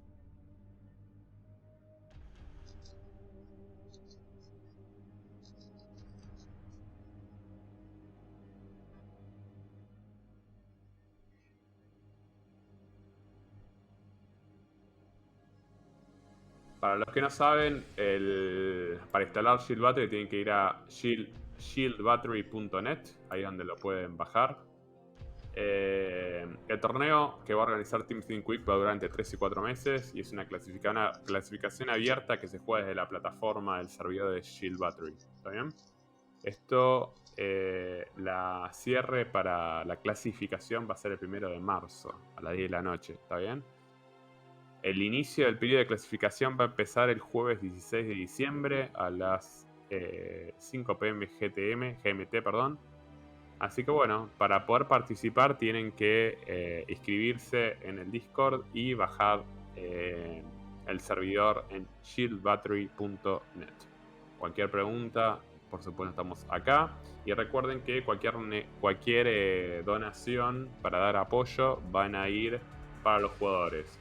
Su objetivo es alcanzar un premio mínimo de $1000 y van a ofrecer premios para primero, segundo y tercer lugar y a los 3 mejores equipos. Esto va a ser compartido equitativamente entre todos. Así que también va a haber como pequeños premios mensuales de $20 y cosas así por el estilo para ir incentivando. Así que si quieren seguir más y les interesa, recuerden de seguir al Discord de Team Think Quick y sigan el tema de Shield Battery.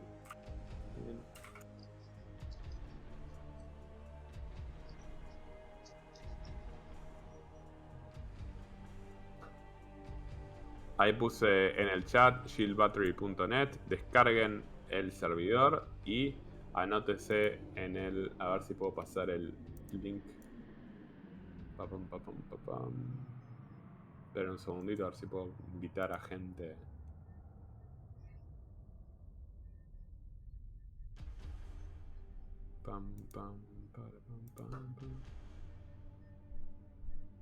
Ahí está. Oh, it's okay. You don't have to. I think Jan Remaster will also post a message about it. So, yeah, big community-oriented platform, 2v2 ladder coming out. Check out TL.net, Reddit. There should be some messages about Shield Battery. Should be really cool. There's an option to play with a designated ally or with a random public ally. It'll be a ladder. It'll have a rating system. Coming out December 16th at 12 p.m. Eastern. Alright guys, 2v2, what's your predictions? I think that Dandy and Terror will take this. Double Terran? Oh my god, no. Please no. Please no. Dandy, play Sir. Do not play Terran. Dandy.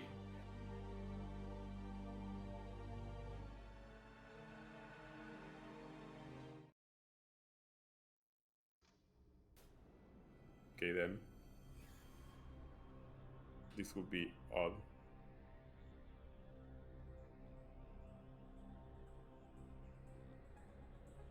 Ok, then arriba a la derecha tenemos al jugador violeta, él es Terror, el equipo latinoamericano. Y abajo a la izquierda tenemos a su compañero Dandy, de color azul, blue. Tenemos a Dandy. Y arriba a la izquierda... Oh my god. Y arriba a la izquierda tenemos al ser norteamericano, a Stryker, mientras abajo a la derecha tenemos a Hawk, de color rojo. Así que bueno, esto va a ser Terran contra Zerg. Por lo que vimos del chat, si mal no leí, Terror va a ir a Spectros, a Wrights, mientras que Dandy va a ser Marinos. Así que vamos a ver qué tal le sale esta combinación de la muerte.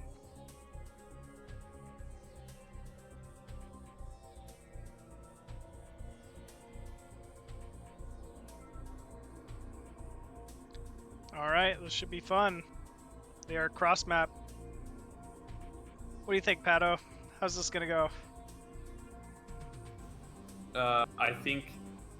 I don't know how well Stryker and Hawk play 2v2, but I believe that Zerg is the best combination 2v2. But you really have to know how to play it, so I really have no clue. Yeah, top right is Terror, and bottom left is Dandy. Top left, sorry, is Stryker. Bottom right is Hawk. I can tell you, Stryker definitely knows how to play 2v2 at a very high level. So, like I was saying before, I'm not sure about Hawk, but I know Stryker is phenomenal 2v2 player.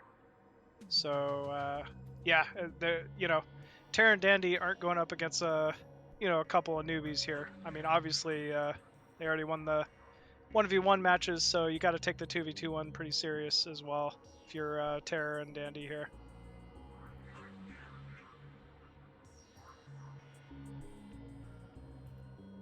The problem with Terran is they're too isolated early on. They're not really able to put out a ton of pressure until later on in the match. And wow, we're seeing some incredible confidence from both Hawk and Stryker here, both expoing at the start of this game.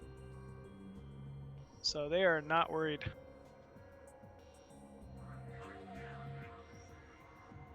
Factory going down, bottom left. So we'll be seeing probably some vultures to deal with the massling here shortly. I think that Dandy will go straight to rights. Yeah, I think you're right. I think Wraiths is kind of one of the things you can do here in 2v2. It's it's a little gimmicky, but you can win games with it for sure. One Zerg. You will not be able to hold Marine and Medic pressure and Wraith pressure at the same time. Right. So we do see that 2-port Wraith at the bottom left from Dandy. Stryker and Hawk, I haven't seen a Hydra Den from either player yet, but I would expect to see one unless they're both just going double muta. I mean, maybe you could do that, actually. One of them is going to die. Even if there's plenty of Zerglings? Yeah. There's no way they can defend or hold the pressure if two Terrans attack one Zerg. With Wraiths and then Marine Medic. It will be 2 versus 1. I don't think that double expand as Zerg is a good strategy. Yeah, I was kind of thinking the same when I saw it. You normally see one Zerg Expo, and that's fine, but not really both at the same time. Because the other Zerg will not be able to defend his friend, so you won't have enough money to have Borrow, put 3 Sunkens, and defend from Wraith, which are going to be like really fast. Yeah, I'm a little worried for top left. I think that's Hawk. If the 2-port Wraith attacks top left, I think he'll be in trouble here. But he might be going bottom right. I believe Stryker's Spire was more in line and with pretty good timing. Okay, 2-port Wraith is scouted. Going to be a supply block here, unfortunately. A good number of Starlings, maybe this will be able to hold Marine and make pressure. I think this is a good call, but I think Terror need more barracks. I think just 2 is too little. Maybe a Firebird or something, because there are too many Marines, too many Starlings. Sorry. I don't know. He's really going to need some more Sunkens top left. Oh, trying to go for a counter, but that's a wall. Yeah. Yeah. So that is Stryker actually, is top left, so he could be in a bit of trouble here. Yeah, so attack is going on, but Starlings are moving in. They will try to hold this attack. The Sunken will go out, and yeah, very good micro from Dandy, protecting those Marines. Very good micro from the Latin American team. Yeah, very good control here. Yeah, as I said before, it was very hard to hold this attack, and whenever Dandy has block, the Zerg will have a very hard time. Very true. Man, you weren't kidding. He There. really made this work. There we go. Cloak's down. He's just gonna chase those mutas out. This is game over. Okay. Oh, he does get on top of this. There is an Overlord there, so he was able to see. Dandy is well known for his right micro. As you can see, he really knows how to control it, so I think he's killing a lot of mutas. Stryker will lose all his rounds, and I think it's already 1-0. GG. And Yeah, I think they need to change the strategy, because if not, they're going to get slammed. Yeah, they can't both expo. Yeah. If Stryker had even just like gone like Hydra first, I think he would have held with enough Sunkens, a few Hydra to chase off. Well, the problem is that they will have switched targets. GG. You're right. Yeah, you're right. That's why it doesn't work. You cannot go 12 hatchery both Zergs. That's inexperience. I don't think it was 12 hatchery from both of them. I think Stryker went 12 hatch and Hawk went 12 pool expo, but still, yeah, it was. Yeah, I don't think both Zergs can expo. It was greedy, but well, maybe they learned their lesson, and the second game they will try to play more safe. Standard. Yes. Yeah.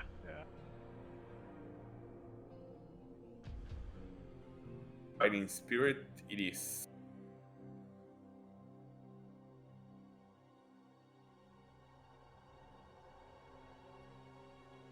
Dandy and Tara want. Dandy is very good at 2v2. He has a lot of experience.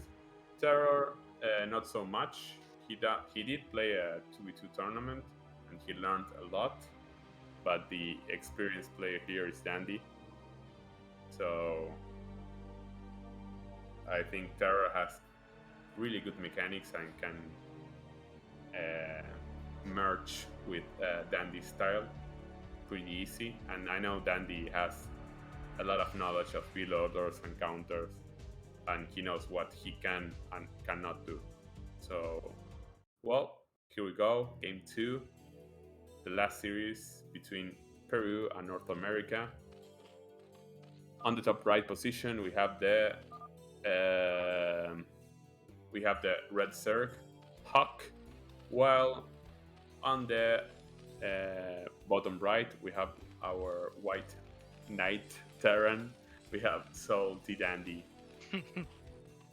And on the bottom left we have our orange Zerg, we have Stryker, while on the top left we have our magenta Terran, we have Terror. And now Machine will do all this in Spanish. Oh man, kind of interesting. We get cross position, same teams again. It's always makes like connecting your forces a little, like just kind of difficult. It can be clumsy at times, but I think it still favors the Zergs for sure. Like Zerglings are way faster; they can move in and out of places a little quicker.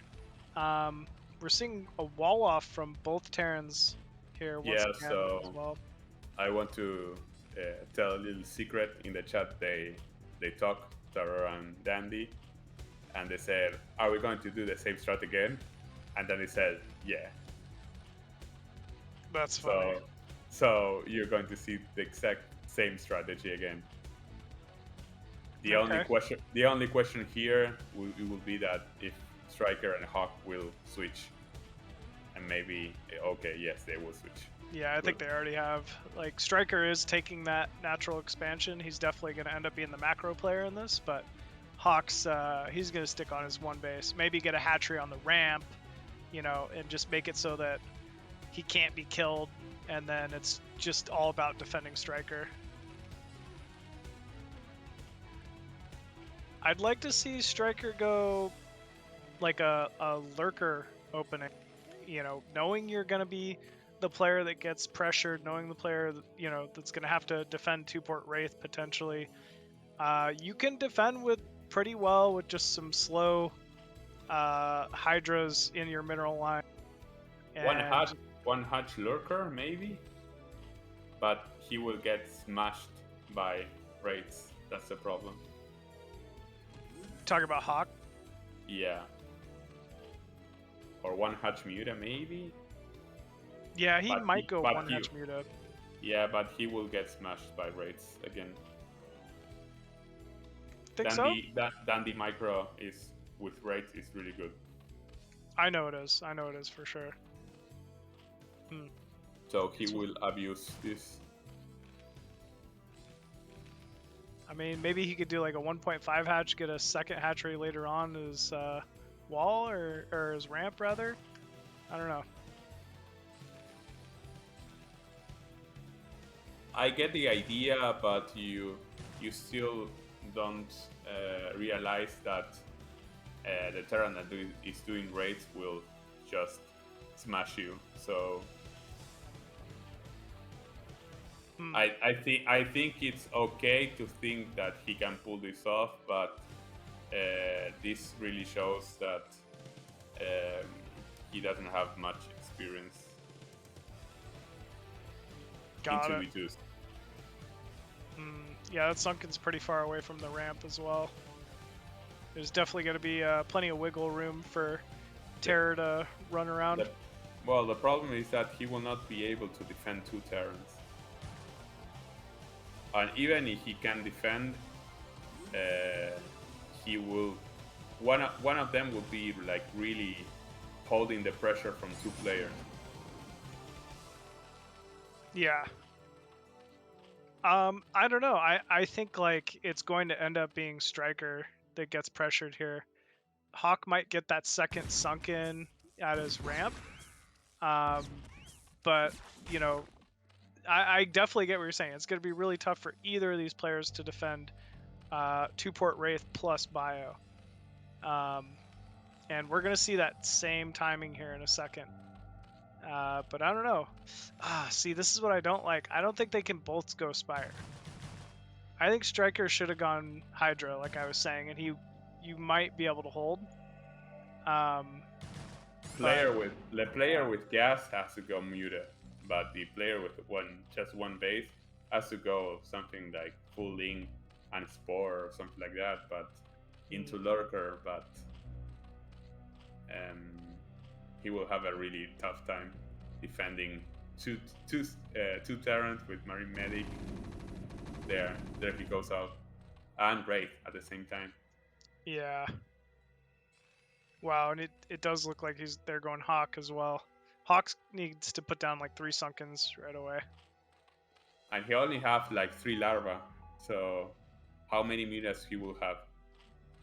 Yeah, there's not really going to be anything here from Stryker as well. Every muta that he will lose, it will be terrible. So if they work correctly together, it would be a very hard attack to stop.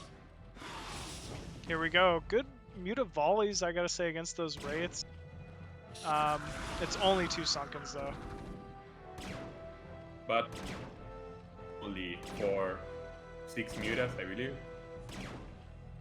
I think he's got more now.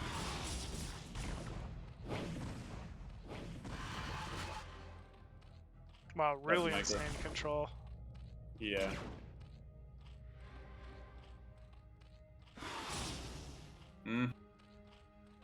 Micro wars. I mean, Stryker's got to start doing something here. Also, Hawk should be bringing up more Sunkens. Wow, I don't know if you know, Dandy was expecting a counter here. Pretty sloppy. No block. Oh, he lost his Wraiths too. Oh no. Shoot. I don't think Dandy has anything to defend these mutas. You wanna say? Yeah. No block. Oh no, no cloak. No cloak. Shoot. Man, I mean, both Zerg's just doing a phenomenal job here. Just kind of with this back and forth control. Dandy trying to keep as many of these SCVs as he can alive. It's just, Ah, a little too late.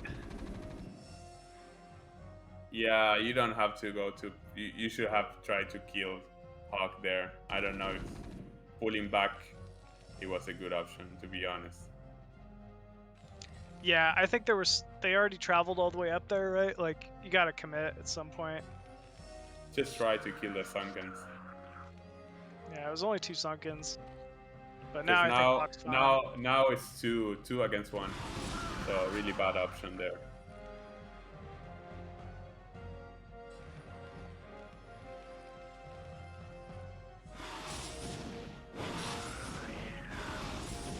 CVs for Dandy. Those mutas from Hawk will take a lot of damage.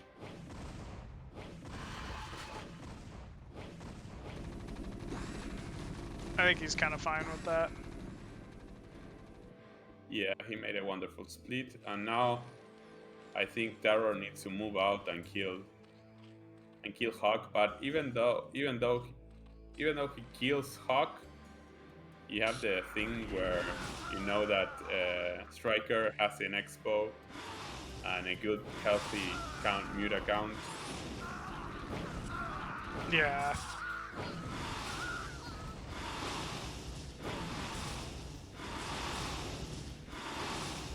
Stryker has Overlord speed, he's just not bringing any Overlords in for these raids.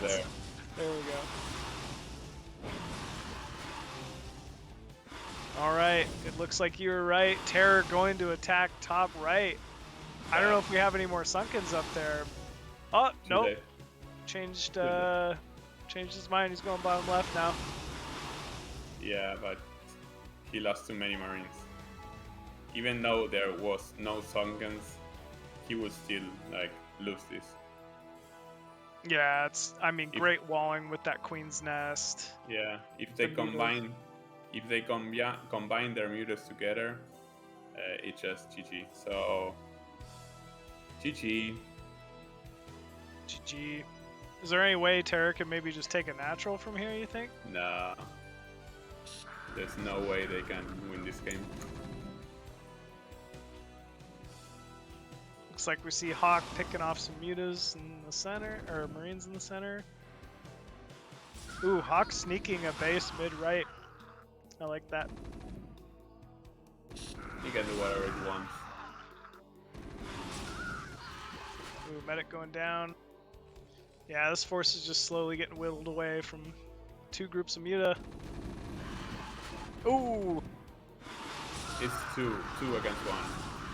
Yeah, it's 2 against 1 at this point. Yeah. GG. GG.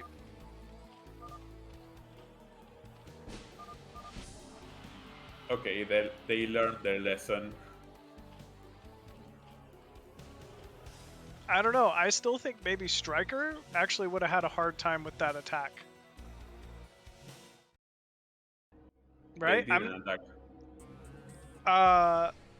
Yeah, well, you know what I'm saying? Like, if the same Wraith plus Marine pressure hit bottom left instead of top right, he maybe wouldn't have as good of a chance holding it, really. Because Hawk, if you remember, had much, much, much faster muta than Stryker did. Stryker would have just been on pure sunken at that point.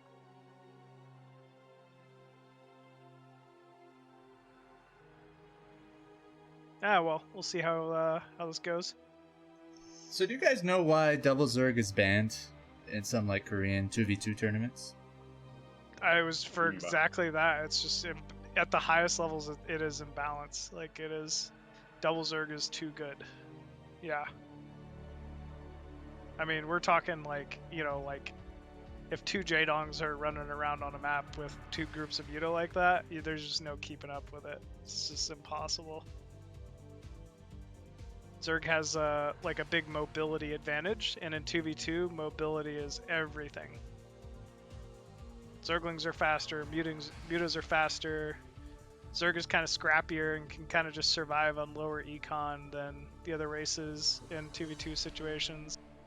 So it's yeah, it was banned literally for that reason at the pro level, because you just see the same double Zerg teams winning all the time.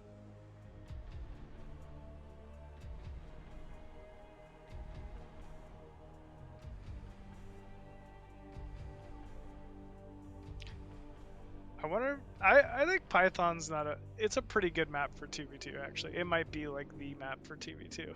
It's pretty interesting. A lot of high aggressive like situations, scenarios.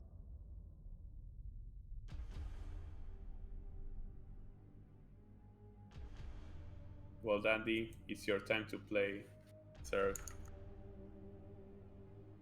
It is his time to play Zerg. We'll see if he changes it up.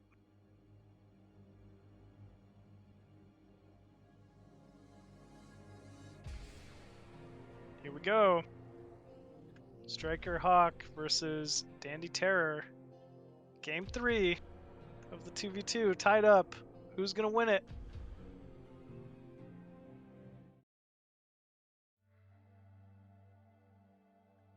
And spawning at the 12 o'clock position as the orange Zerg on Python, the classic 2v2 map, it is Stryker.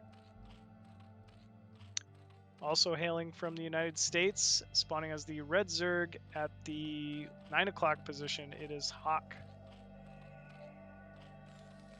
And Yeah, Ryu. top Yes, right, top right as the blue Terran, we have Salty Dandy from Peru. You go for it. Get the last one. Y abajo a las 6 en punto está nuestro Terran de color magenta. Tenemos a Terror. Ajá. Well, I think this is kind of favorable positions for the Zergs, honestly. Getting to scout both Terrans immediately with like such a quick overlord. Their naturals are closer together, so their lings will rally together faster. I don't know. This is a little scary for Terra and Dandy here.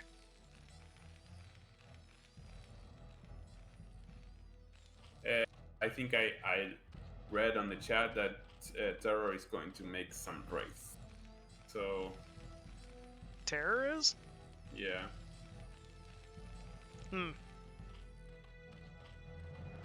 I thought Dandy was known for his raids. Yeah, but I don't know. Terror called it. Sounds good. Can't wait to see it. Oh, we do see, yeah, that gas going down in the main. That would indicate potential Wraith play out of Terror. Hawk being the expander of this game. Meanwhile, we have that faster pool inside the main here for Stryker. Definitely learning their mistake from game 1.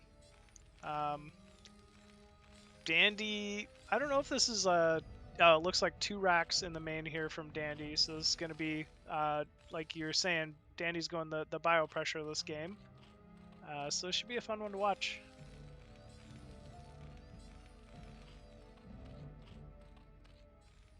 Yeah, it looks like everybody changed up their roles, basically. They just flip-flopped. It's a way to pull the same strat, but with different hat. Yeah. Yeah, you're definitely right. So, I mean, 2 walls, no Marine even from Terror. Feeling pretty confident here. I don't know, it's really tough for Zerg to engage up a wall. There is a hole in Dandy's wall that he's got to be mindful of. Actually, even in, I think there's even a hole at the bottom base as well, in between that barracks and that factory. But who knows? There's no lings being made, so I guess they're both fine.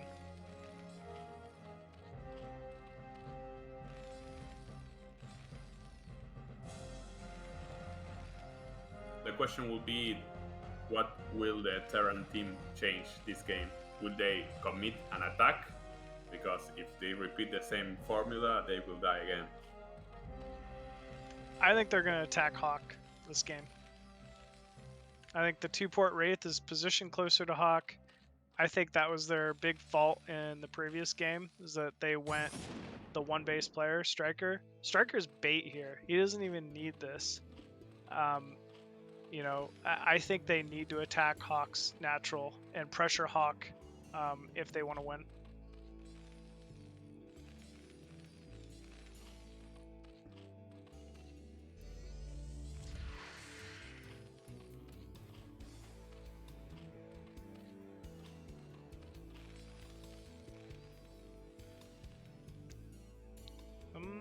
Marine's kind of moving out a little bit. I don't know if he's just taking his own ramp or what, but it's a little quick.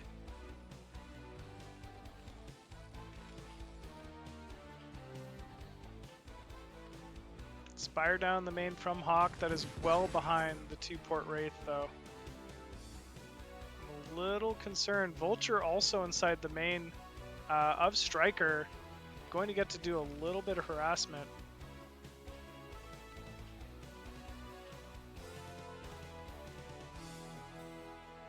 Do a big link counter, but didn't see Marines moving out. Ooh, that's like the one base you can't attack. There's no, I guess there is no hole. That's a complete wall off. Wow, meanwhile though, Stryker definitely going to be in some trouble. Hawk also losing drones in the main to some Wraiths. Playing like 2 1v1s. Yeah, 2 1v1s for sure. And I mean, I think Terran wins this easy.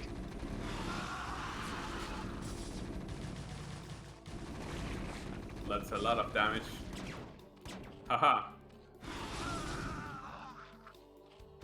Will this be the end of North America's fun? I think this might be it.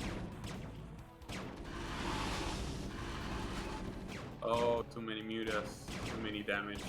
Yeah, too many drones. I think Peru takes it. At least the Zerglings are home and cleaning that up, but yeah. I mean, he couldn't afford to lose all those drones in the main. Oh. Okay.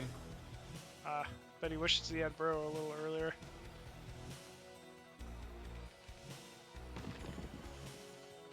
Dandy needs turrets, or he will die again against Muta.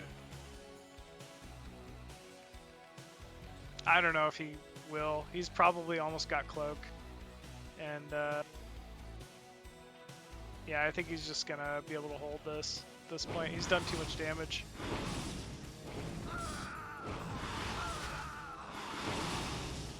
Oh, good targeting from the Mutas, I'll say that. That's looking good.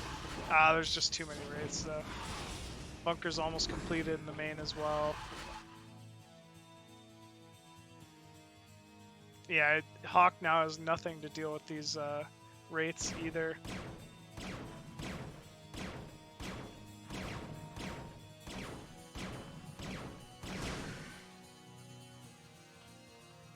This big Bioforce actually out from Dandy is really what's going to win the game. There's just nothing here to deal with this.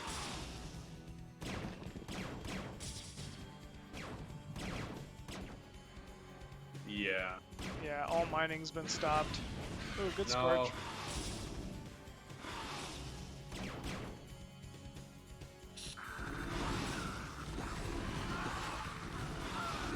Perfect wall in the round. Yeah, great wall with that medic too. Good walling with the other medics. Oh, this might barely get cleaned up, but still is quite an efficient trade here. Oh, no, it might even live actually. Either way, good efficient trade from Dandy. Doing what he's got to do to secure the game. Yeah, Hawk's really the one in trouble here. I mean, there's just nothing to deal with these Wraiths. They've been able to snowball to a point that they're going to keep getting bigger and bigger.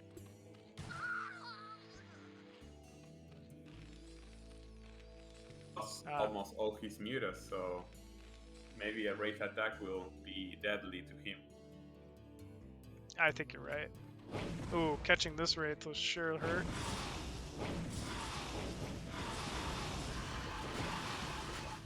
Oops. GG. Yeah, GG's called. Dang, Team Peru taking the 2v2. Great play, phenomenal play from both these teams, honestly. These were some fun games we got to see tonight, for sure.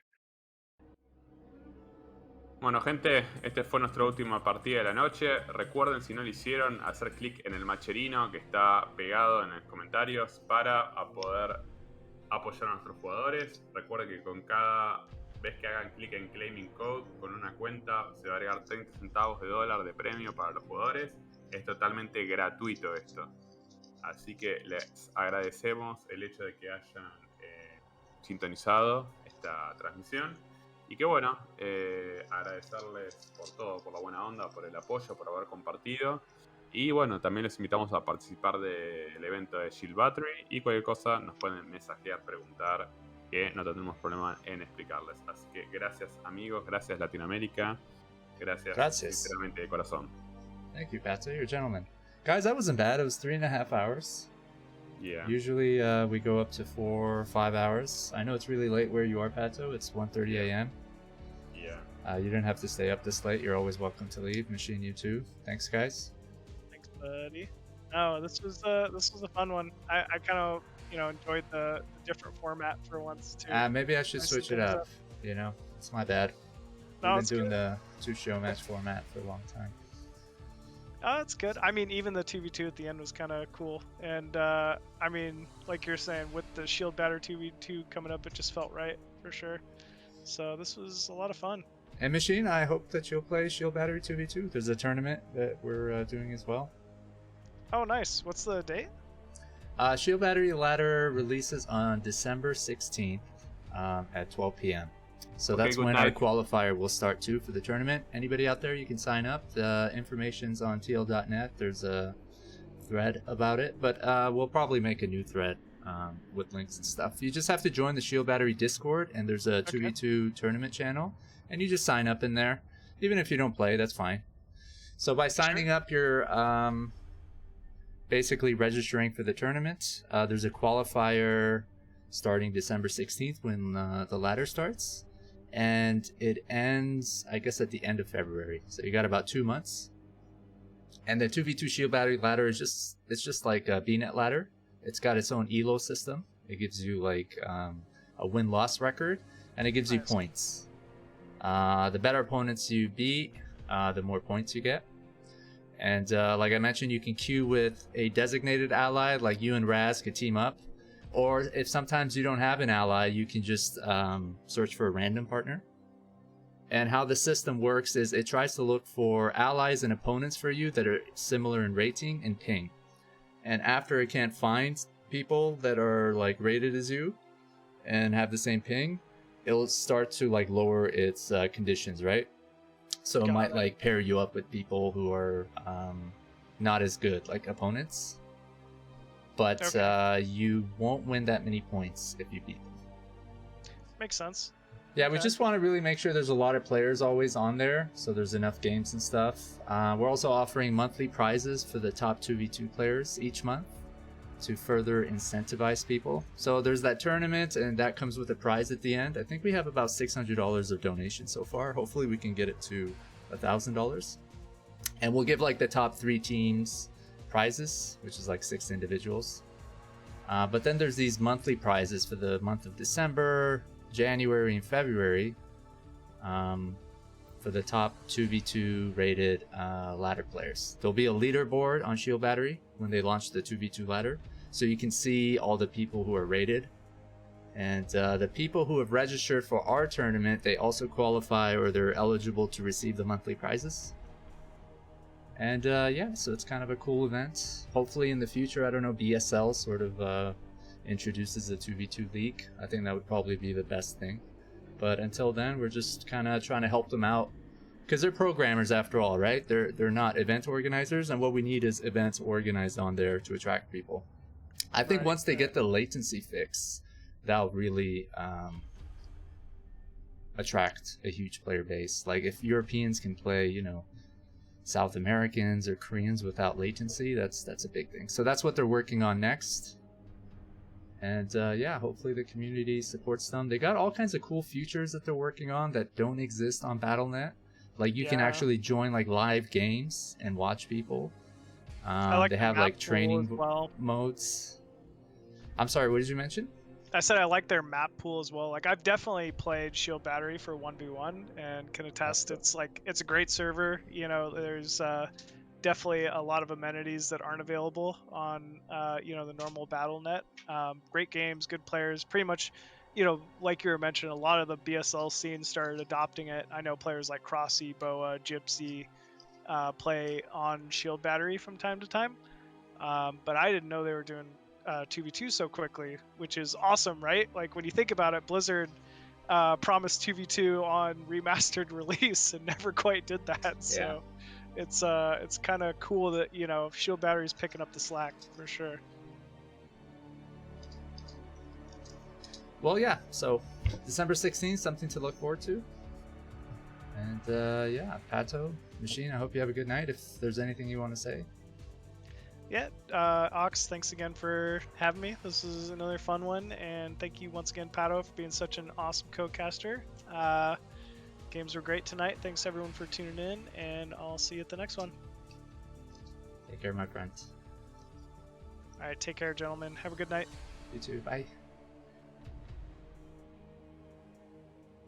Well, that's all, folks.